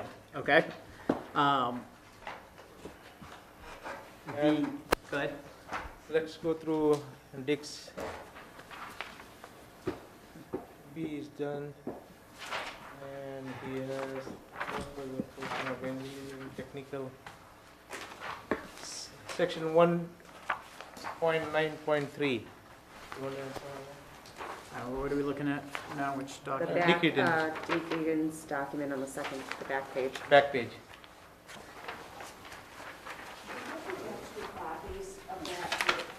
Oh, here it is. We'll get it to you at the end of the hearing. Oh, you can have that one. I mean, on any of the additional fees and putting up funds now, we don't know if we need to have a public hearing to retain any of these services. So at this time, I don't think this is applicable. I think what we need to do is determine, one is what we talked about before, whether it's substantial or a minor modification. Before we're gonna look at whether or not any other reviews or payment of these reviews are done. The hearing for the comprehensive permit has been closed. The comprehensive permit has been issued. We're here asking for some modifications, which we've all agreed, we don't know, the board doesn't know if they're substantial or minor. So I think here that we'd rather hold off on this specifically, because there is no public hearing open to determine those issues and whether further review has to be done. Is that?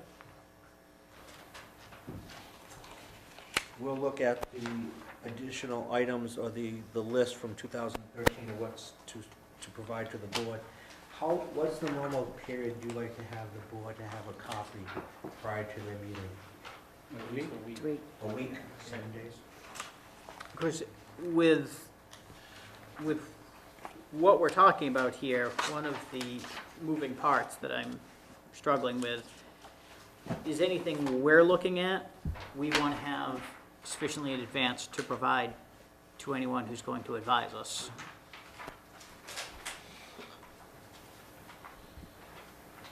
And some of these things where they cross legal and technical lanes, where you may have a technical expert, for lack of a better term, who would be helpful for that person to talk to somebody, for example, town council, so that they can sort of hash out, and we're getting a if there's a difference of opinion, so be it, but if there's an agreed upon opinion that they're then presenting to us, obviously we would have a lot more confidence in going forward and saying, the technical subject matter expert and the legal expert have looked at this together and agree, and okay, now we've got a lot of people on the same page. I want that. I want there to be, what I'm getting is, I want to set a date, but I also, fearing the herding of cats and getting these people together to do these things and to make sure that what's on your punch list, we're addressing and we're getting all that. We got the A&R, all right, we got a plan for that. What about these other things? How am I going to make it happen to make sure that we're getting those people together to look at this?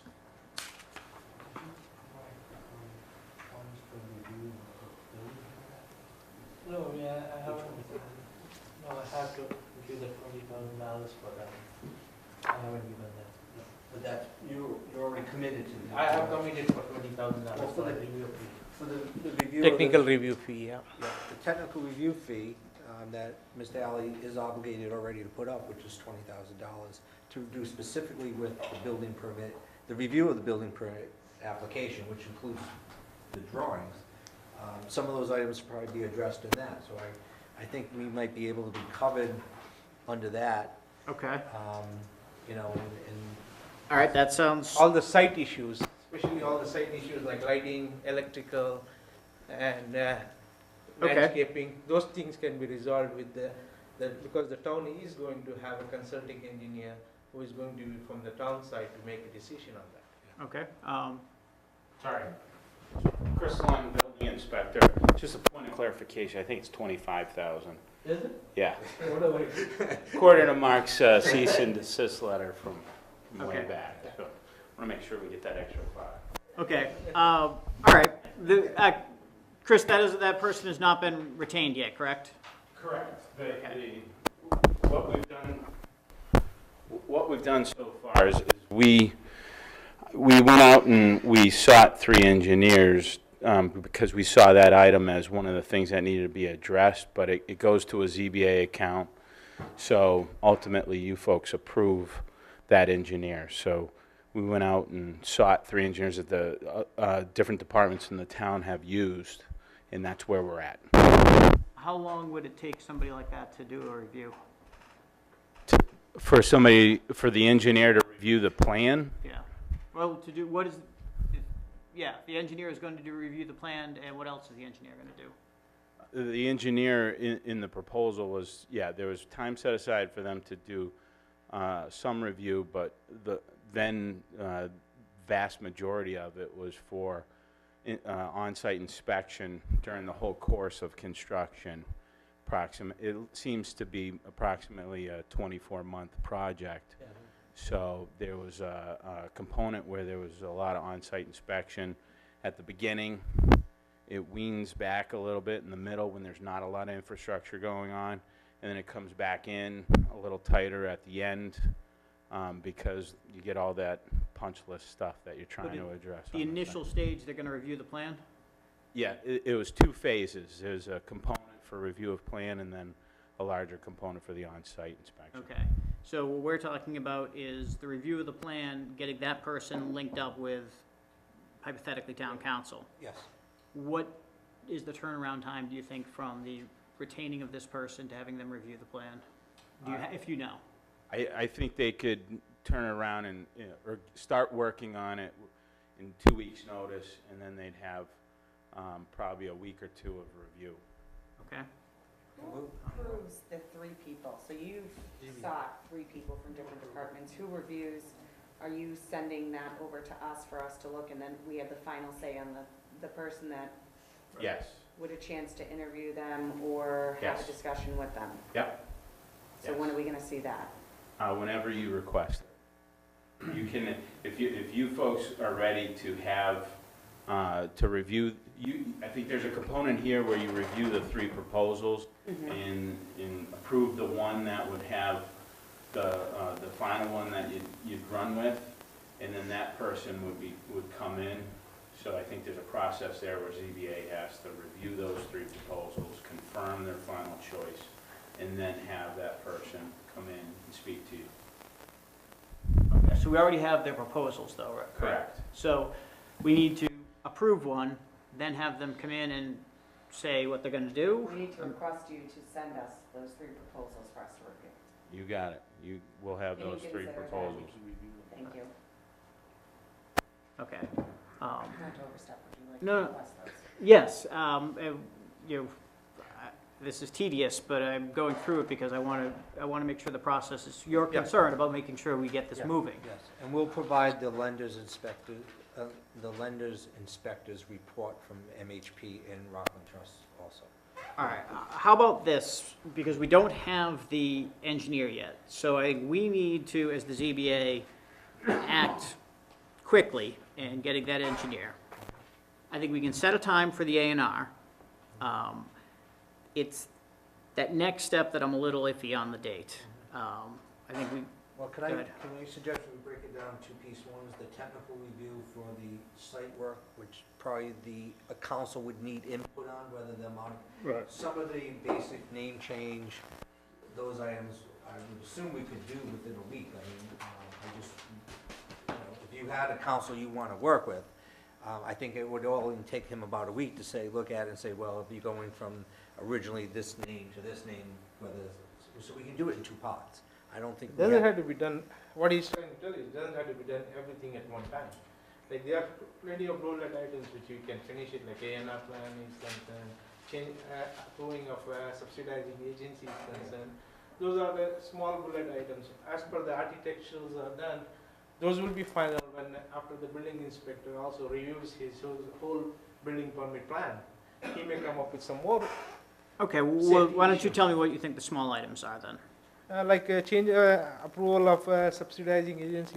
Yeah, I was gonna say more of the legal matters, approving the subsidizing agency, approving Sedgwick Gardens as the applicant now. Okay, Accepting that Crescent Builders The sponsor. is the sponsor. Those are the 3 right now that I think what I like to see as one set of items. But it's based upon the approval and already the decision made by HAC. I understand, I don't want to Basically, reinvent the wheel, but I just want to get, I'm just going through the process, but I got I'm it. directed to. I got it. I'm just trying to identify those things that are relatively straightforward that we could have somebody like town council look at and have a relatively quick turnaround so that we can have a meeting and hopefully address those issues. Those 3 items we have. Okay. One is change, approval of subsidizing agency, Okay? and A&R plan, and this one, The name change? The Name name change. change, yeah. Okay. subdesign. Those Is it seem fair? like, I'd be glad to work with that, do that, Mr. Chairman, if you'd like. okay. So, So we had to, the board has to make a decision with Mr. Heaton. Is okay to work with on those 3 issues, or you want to have the town council look at it?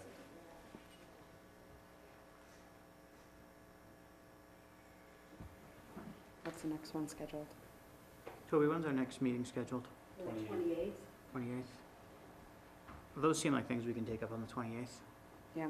It's not a, As long as I get in touch with this guy, actually, that'll be fine. okay. That work for you, Mr. Rowley? Yep, 28th at 7. Could you have those, Chris, could you have those bids to us before the 28th, so at least we have So we reviewed can them? act on it on the 28th? Okay. Okay. Does it seem like a reasonable way forward to you, Mr. Rowley? Oh, sorry. I would think about your attorney thing also, just have an attorney, whoever you're gonna talk to, Right, so that when you're doing this to get ready for that meeting, you have somebody to ask questions. right.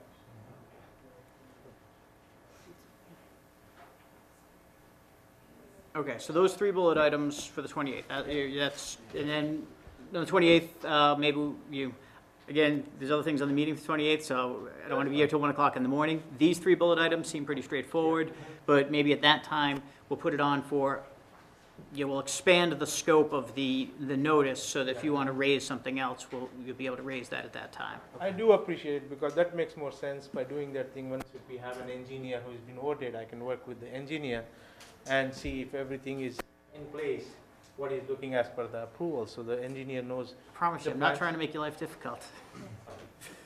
I have time. On that sort of thing, I think you should make your decision about substantial or insubstantial, because the engineer's gonna have to maybe do some more work to present at if you're gonna have a hearing. Well, wait, just That's what I mean. 3 bullet items for the next meeting. For those That's- ones, for but I those. think you should, before you make more decisions about other meetings, it's Yes. a whole different meeting Yeah, to have a. that's why I'm limiting the 28th to those 3 bullet items, the opportunity to raise issues. The only things we're planning to act on at the next meeting are those 3 bullet items. Nothing else. I was just saying we could expand it for the point of allowing you to speak to us, and I don't want to run into an issue where somebody says we didn't give proper notice to the town. So that was my only point. I'm not saying we're taking up those other issues. Does that address what you were? Yeah, I would, when you make them separate, keep them separate. Right, yes, that is my intent. Sorry, somebody else had something they wanted to. Sir, if you could identify yourself? My name's Dave Marcoux, Could I have you, 5 North Main Street. Yeah, I'm sorry. we gotta have you sit, if you don't mind. My name's Dave Marcoux. It's not gonna be good. Yeah, hello. That's great, thank you. Need my notes. So, 95 North Main Street, I'm also an abutter. There's some concerns I have with this project that I want to air, I want to put on the record. First off is the lighting plan. We talked a lot about the lighting plan. As an abutter, as a concerned citizen, a representative for other abutters that are here, the lighting plan seems pretty important to us. We don't need, this is that whole idiom of not in my backyard kind of stuff. This is truly in a lot of these people's backyards. And to have their backyards were private at one time, and to have this building put in, which you have every right to build this building, I get that. But these lights, the plan that I looked at, doesn't have anything that shows any shadowing or shows any directional. For all I know, it's an 18-foot tall lamp post with a omnidirectional light that's blaring into people's lights, into their backyards, into their bedrooms, and that's just not, in keeping with the town. That's, was my concern, I appreciate it has to have lights. That's a safety issue, but I completely agree. We want to make sure that nobody's getting the floodlight. We'll have it, Plan. it'll be technically reviewed, it will be reviewed. by- We'll have a review engineer look at that one. There's another issue that we're concerned. I looked at the plans, also had the opportunity to look at the plans, and they changed from last year to this year. I mean, the building plan of not the location of the buildings or anything, but the design of the building. It's went from something that I would say had some character to some of that character has been removed. And so now it looks like a Navy barracks. It's a blank chunk of a brick building. It's not brick, shaped like a brick building. There used to be some nice bay window areas that I think you could actually walk into the bay area. I'm sure they were removed for a cost consideration, but we removed the character of it so that it's not attractive at all. I know aesthetics may not so much play into this role, but I do want my opinion heard on this, is that it looks institutional. And I didn't see in the plans, and they may be there, but I didn't see them, the sidewalks. I mean, we're gonna have 2-bedroom, 3-bedroom places, single-bedroom places. Kids have to walk to grab the bus, and now it's already a very compact lot with no sidewalks. And maybe that's coming, but I hope that's the case. Another thing, again, from a from a resident standpoint, another thing is, there doesn't appear, I'm trying to preserve the rights that people had when they bought this house of having a private backyard. And whether there's some fencing, some kind of sheeting, they're already going to be highly impacted, that all the trees that do border their property and this property are all deciduous trees. So come wintertime, they're going to have this 42-foot tall building right in their backyards, staring down at their backyards. I know there's not a lot that can be done about that, but that's still a concern that we have as well. If I could stop you for just a moment. Would that fall under the landscaping plan? Definitely. So, yeah, so, which we don't have yet. So that sounds like a concern that at least will be addressed in the sense you'd get to see something as to what it's going to be. But Not saying it would solve your concern, but at least you'd get to know what's Agreed. happening. That's where you learn about screening and Right. fencing, and that's. some physical barrier, something. Sorry, distracted you. Yeah, it doesn't take much sometimes.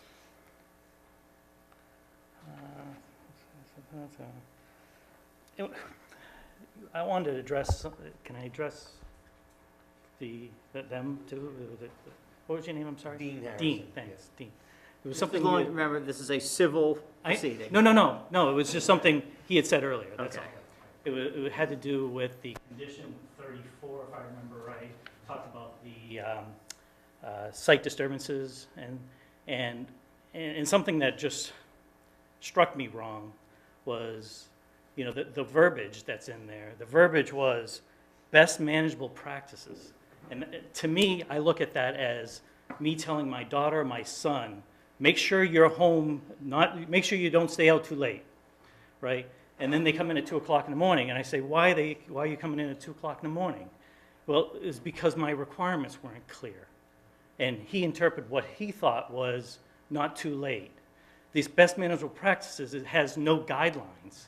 It's just whatever he feels is the best management practice. And I would think it would be in the town's best interest to make sure that some of the discussions that we had talked about, that, you know, no trucks before 8 o'clock and no Sundays, and keep the dust down. And again, it all goes to the residents and impact on the residents during this process. May I address it? Please. I was just reading what was the condition. Yeah. I No, think, yeah, but let me Yeah. clarify. One is that I've seen in permits that I've dealt with before in conditions, we can modify that condition to something that I think would be more acceptable for everybody. There's clear guidance. Most towns have, I don't want to say a bylaw, but there's certain, you know, no trucks before 7, just like Dick said. We'll prepare something for the next meeting that we can submit to the board, and we'll make that as one of the items to be addressed as a modification. Or we could do it. Modify, no, we are I don't think not it's a modifying the permit. No, it's not modifying the permit. It's We are a. not modifying any permit. Let me clarify. It's not a modification to it. It's clarifying what we'll be willing to do during the construction for that type of matter. For that Providing matter. some definition to I mean, what's part already of in it's, there. yeah. Through chair, for that matter, we have we do have a roundtable conference with all the town departments and all the standard practices. There is a bylaw in the town that we cannot work before 7 o'clock, and we cannot work such and such day on a holiday or anything. There is a bylaw with the town that we are not supposed to work after 7 o'clock. Hold on, I want to make sure Mr. Ali has a full opportunity to, did you have something else, sir? And I'd like to add, if it was not specifically waived in the permit, original permit, or any modifications, we still have to follow. So what Mr. Alley's saying, if it's, your bylaw is that no, Right, we want to make it clear I that. think before we get spun off too much here, I think, I'm sorry. Mr. Marcoux. Marcoux. Yeah. Is that language was vague. I hear what you're saying, Yes. but again, this is that sort of, you know, a lot of this language seems vague to me. There may be accepted practices, but I think we're looking, not use the term modify, but you give some definition We to can this so Mr. clarify. Marcoux can understand what is actually being required here. Am I fairly stating?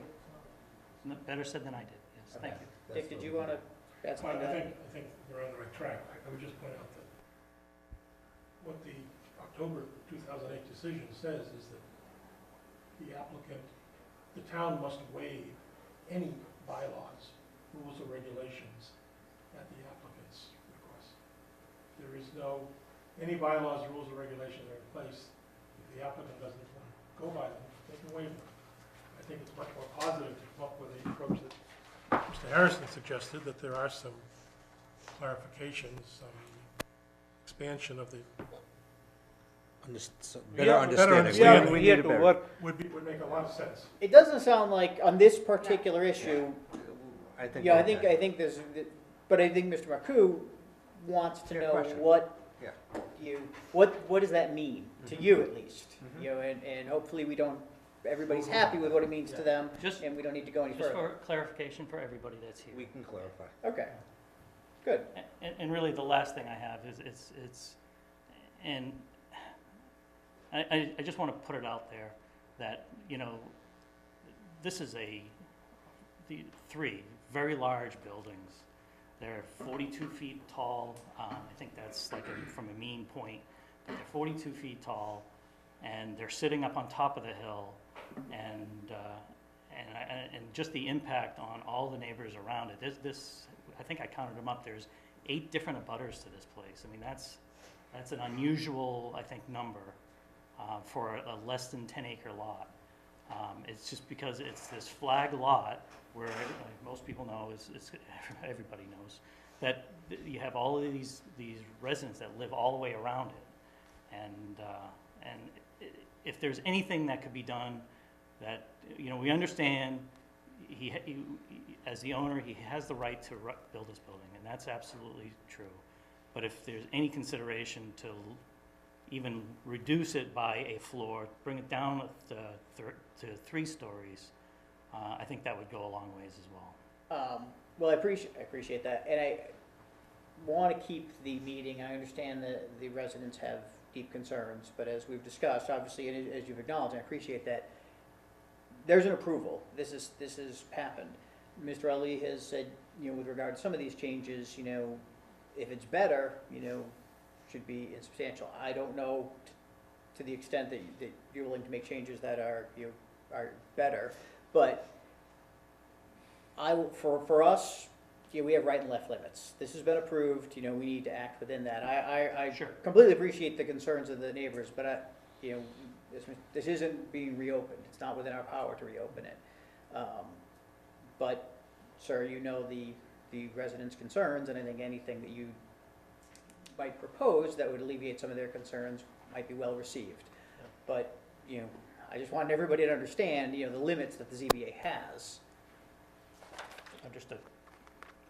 That's. I'm always open to creative ideas, you know, I think the creative ideas that, some of them at least we've come up with tonight, you know, to accommodate everyone. Well, But- speaking of those creative ideas, we've talked on our end, and we are willing to hire PSC, the engineering firm, to help you understand what you have to do. The only thing we would ask is we will pay for the large majority of it, but we'd like to have the town as a financial partner in it. So if the town could come up with even a portion of that money, that would make the abutters and the residents happy, and that we're looking at it as a better project serves us, and it serves you, it serves Mr. Lee as well. And if an independent review of this design, I've read some of the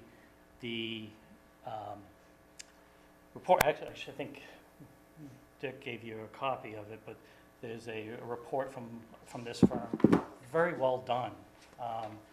Not only does he identify areas that are, let's call substandard in that case, but he also provides recommendations for improvement as well. So that, again, will go a long ways to making the neighborhood happy as well, Well, and satisfy the town. I appreciate that. I can't obligate town funds, so if the town manager has. Maybe if Mr. Lee would pay for a small part of that, then. I'll ask Mr. Ali if he'd be willing to do that. I'm paying the same thing. This is already same thing we are paying for it. So town has they can select any engineer what they want. The $25,000 what is the same thing what Mr. Pesnola has done the same thing. That was before approvals. This is usually done before approvals for the board to make decisions. Agreed. And now, since the approval is already done, any suggestions, it's not that we are reinventing the wheel again and again. This was done before the approvals. Such a report was done by Pesnola. Maybe this report is better. Dick has more experience. I do respect his experience, what he has in this one, and this has to be done before approvals. This is already an approved Once project. again, we're suggesting that you're going to get a presentation next week From you engineers. for the 3 possible different engineering firms to do the technical. We're gonna get, just for everybody else, Information, we're gonna get no information presentation. next week. And so we're gonna make a decision on hiring one of those on the 28th. Right, and we're saying that they're just as qualified to prepare a report on the technical matters. We're providing the lender's inspector's report. Once again, so I'm saying, do we need one more report No. until you see those reports? I mean, how many reports do we need going at the same time? And I would assume that the 3 that you're reviewing next week is comparable or, professional. Well, I think this is slightly different because they're not just doing the engineering aspect, they're looking at it from a 40B perspective. I don't want to get, No, I understood. understand, we're not reinventing the wheel, don't get upset, I'm just saying that there's a difference as to what they do. Right. And we're saying that any report now to deal with what has already been approved as the permit is, I think, not applicable, and I think goes against what the 40B permit that you have in front of you is doing. We're saying we're providing you with updated drawings, which are gonna be reviewed to be consistent with this permit. And that's all we're asking, that you follow.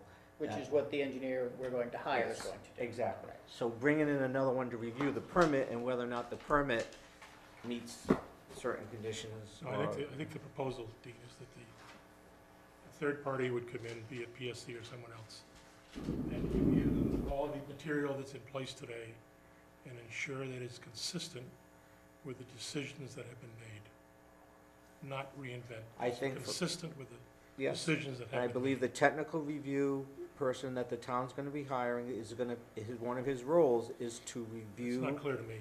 well, We we'll have see to the make it proposal. clear.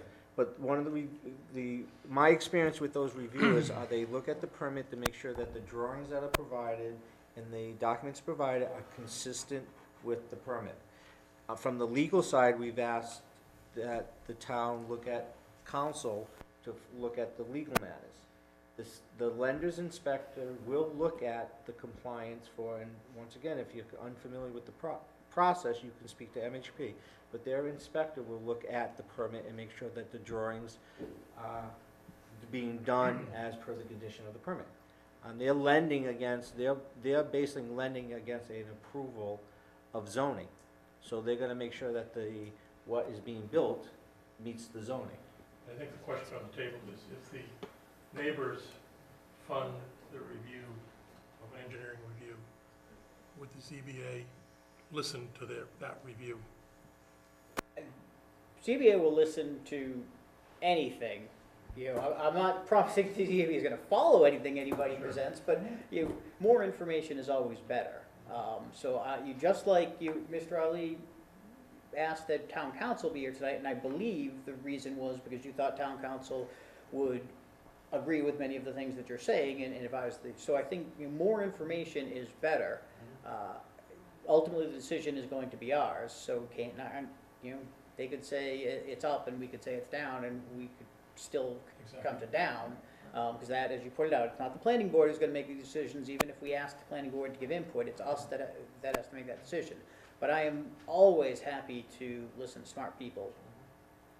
So, yes, but your second part of your question about the funding, Mr. Ali is not willing to fund that. I understand your reasons. I don't have the authority to obligate town funds. I can present this to the acting town manager. I don't know whether that's gonna have to be something that would have to go to the selectmen. That is, I am an unpaid volunteer. I have no authority to obligate town funds. So I don't know if that answered your question, but Well, I am very happy to, anyone who has a knowledgeable insight that could help educate the board, I think we would be happy to listen to. I think this would benefit the town, and it benefits us, I think it would even benefit Mr. Lee.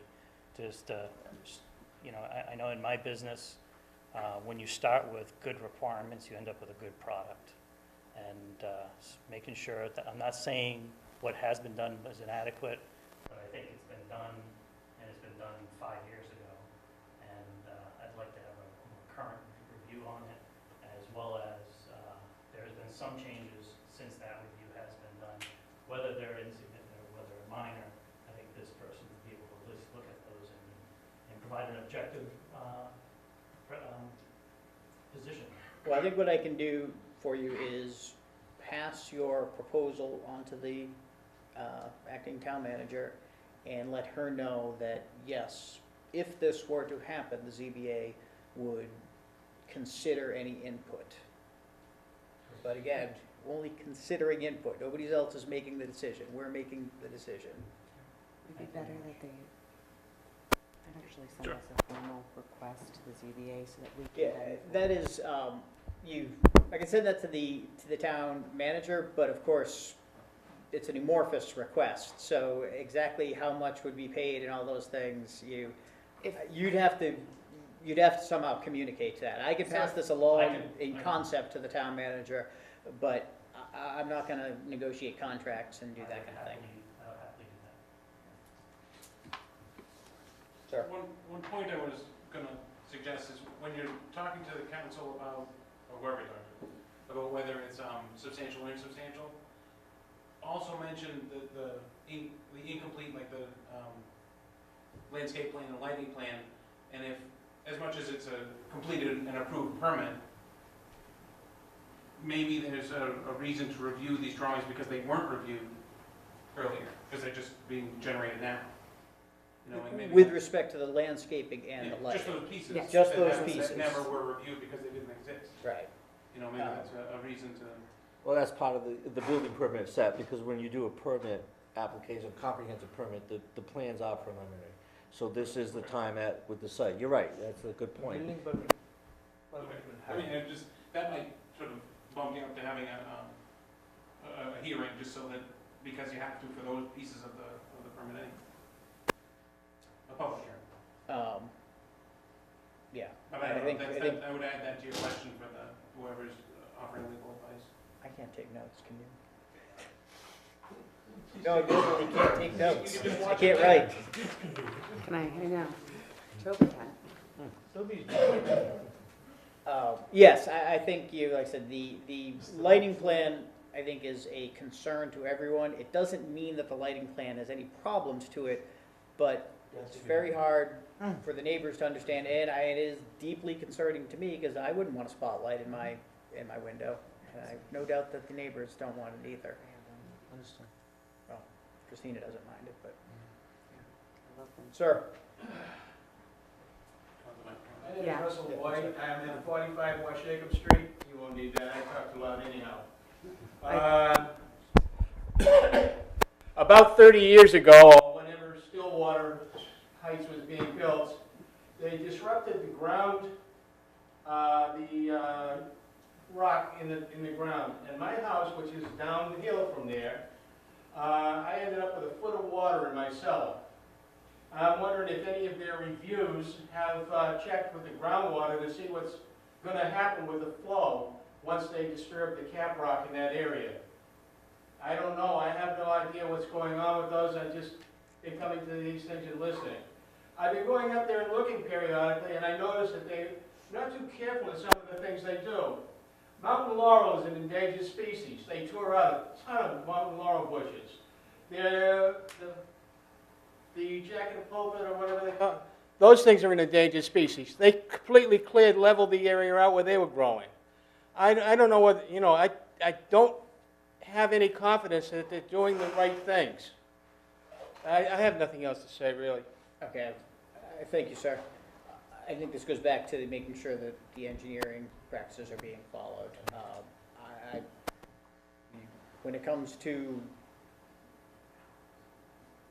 the building aspect of it and ensuring that this permit is being followed, I will look to the various experts, the engineer, our town building inspector, to make sure applicable requirements are being followed. And if there's a problem with the plans don't address that and well, then we'd obviously need to address it. We'd have to come course. revisit this Of course. issue.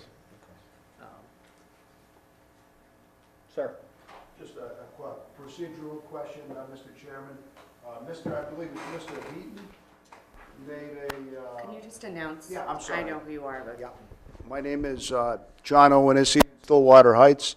I feel a little guilty having heard the previous presentation here about living on Stillwater Heights, given the groundwater issue. But, having said that, Mr. Heaton provided a compelling presentation earlier. He made 3 recommendations, in fact, stopped a little short of making motions, but 2 of which were having a public hearing. The second, I believe, was to hire an independent counsel. And I think the third was with respect to providing more comprehensive records. So I'm just curious what, procedurally, are those motions tabled, or does the ZBA plan to act on any of those, or do you need to first consult town council before making any further decisions? Thank you. The determination as to, we have not determined, a public hearing on these things, we'd have to determine that these are substantial changes. We have not made any determination on that. So that's why we're getting, rather than sort of rush headlong into saying these are substantial when reasonable minds might conclude that they're not substantial, that's why we're going to get input from town council and others to educate us in making that decision. And does that address the suggestion to hire, in fact, there was a specific attorney's name that was mentioned, who seems to be an expert in this area. Is that something you also consider? I'll certainly consider it, but again, I have no authority to obligate town funds. So that is, But you could make a recommendation. I can pass this along to the town manager and say, look, we want somebody who is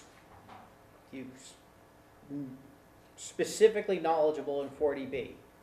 But when it comes to hiring Mr. Hill, he may be the best guy for the job. Maybe the town's willing to pay for him, but I have no authority to obligate funds.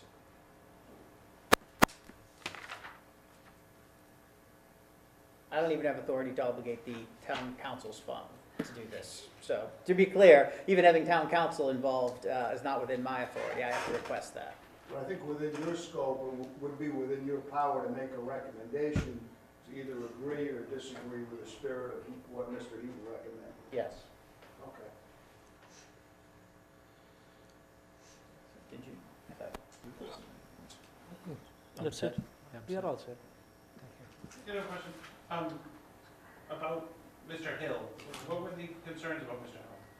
I mean, through the chair. Yeah, through the chair. I've worked with him on various situations, and I believe that there's just as many other qualified, if not more qualified, individuals to do the review too. And I think under 30B procurement rules, state requirements, you do have to go out. No, not through ZB? Not first. Okay. We'll Well, get John Whitten. Yeah, John Whitten, John Whitten, I would recommend John Whitten. I just worked with No, John but Whitten. the thing is, it's up to the board. Yeah. If they want to hire it, everyone has a right to hire an attorney. Yeah. I got it. Well, I have my attorney, town has their attorney. absolutely. So What I propose is I'm going to pass this on to the town manager, that there's a specific request for Mr. Hill. Mr. Hill we have a housing consultant, Mr. Heaton. He is our subject matter expert. Our subject matter expert is recommending this specific person. I have no idea if the town is willing to pay for that. But that is how I'm going to present this, that we have a recommendation from our retained housing consultant that this attorney be hired, and it's going to be at the town's expense.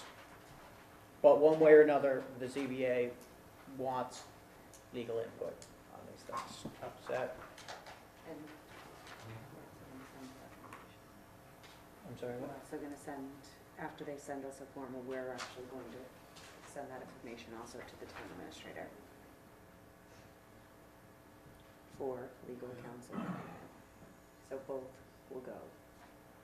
So we have one here from Mr. Egan, but they have also, But that was a engineering, yes, I'm gonna pass on, but like I said, I'm not getting involved in negotiating contracts between cost sharing or anything like that. I'm basically going to tell town council that or to town manager that we're willing to listen to this, and you guys are gonna have to sort it out between you and the town manager. Just another suggestion. Just another suggestion for the engineer. You're already hiring, I heard that you're already hiring another engineer, right, to do a review of the plans, and there was some ambiguity as to whether he would do a review of the plans, or is he just providing the site work, and I would just ask that when you guys interview, when the board interviews him, put that on your list of things to question. Make sure that his scope of work is that he's going to do a review of the plans. And My understanding from what, I think he stepped out, the building inspector, is that he is reviewing the plans, which is where, sort of bring it back to getting input from the legal side in conjunction with that review of the plans, but then the vast majority of his work is monitoring the development construction phase of this. And the difference, as I understand it, Mr. Heaton, and I'll let you correct me on this, with PSC is that they would be looking at the permit more and seeing if the permit aspects of it, if there are any issues with 40B, in addition to reviewing that. Am I mischaracterizing that? I think you're correct, but the issue is the statement of work for whoever's going to do the work needs to be clear and needs to be consistent with what you're saying. So what I would suggest is that I'll work with the building inspector, review the statement of work, and use that as a basis to determine Okay, who's going to do what and make a recommendation to the board, if that's okay. okay. And I think we've agreed that those recommendations will be presented, well, we'll get the proposals in paper before then, and on the 28th, we will make a decision as to who we're going with. Right. That is my understanding as to how we're proceeding. Yes? When you were talking about the water in his basement problem, that the planning board is the stormwater management review agent, but I don't know if that was even ever done at all in the permit or in the plans. When you have that engineer look at it, maybe you just have him see if there was any. It is an open issue, Mark, that's not clear to me either what's been done.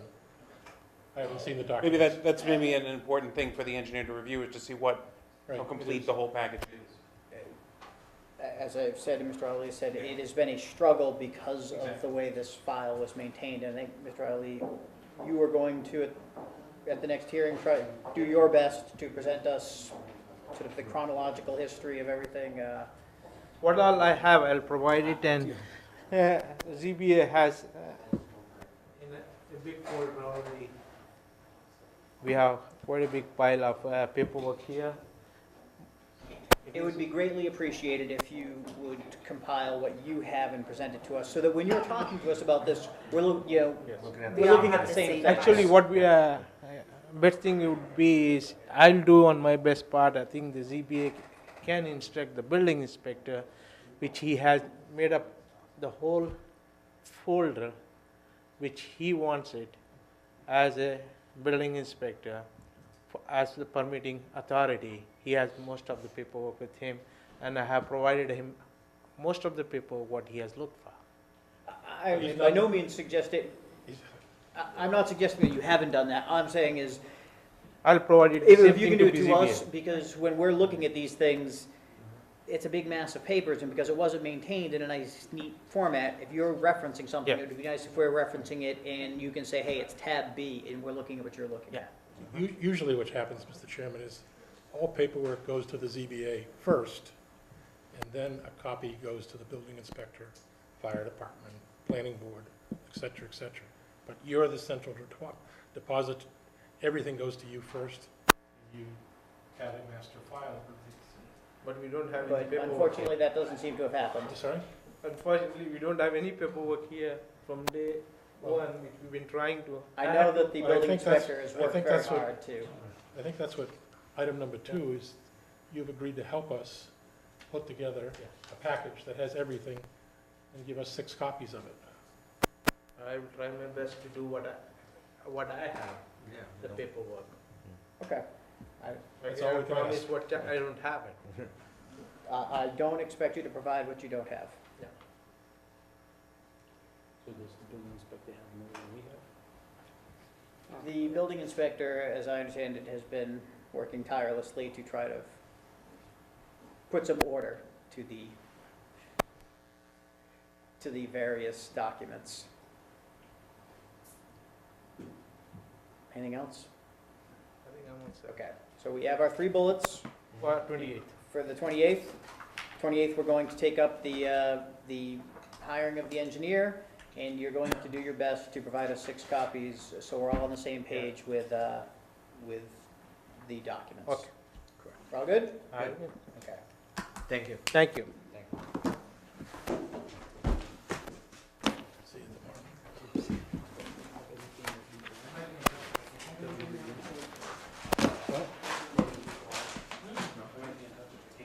See you tomorrow. Yeah.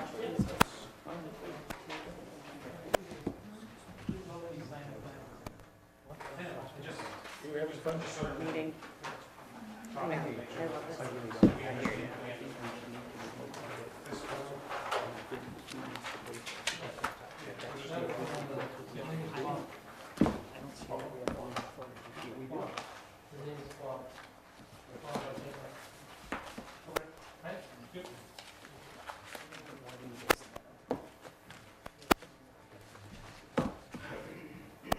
No, I No, mean, we need something we can force people to pay for them.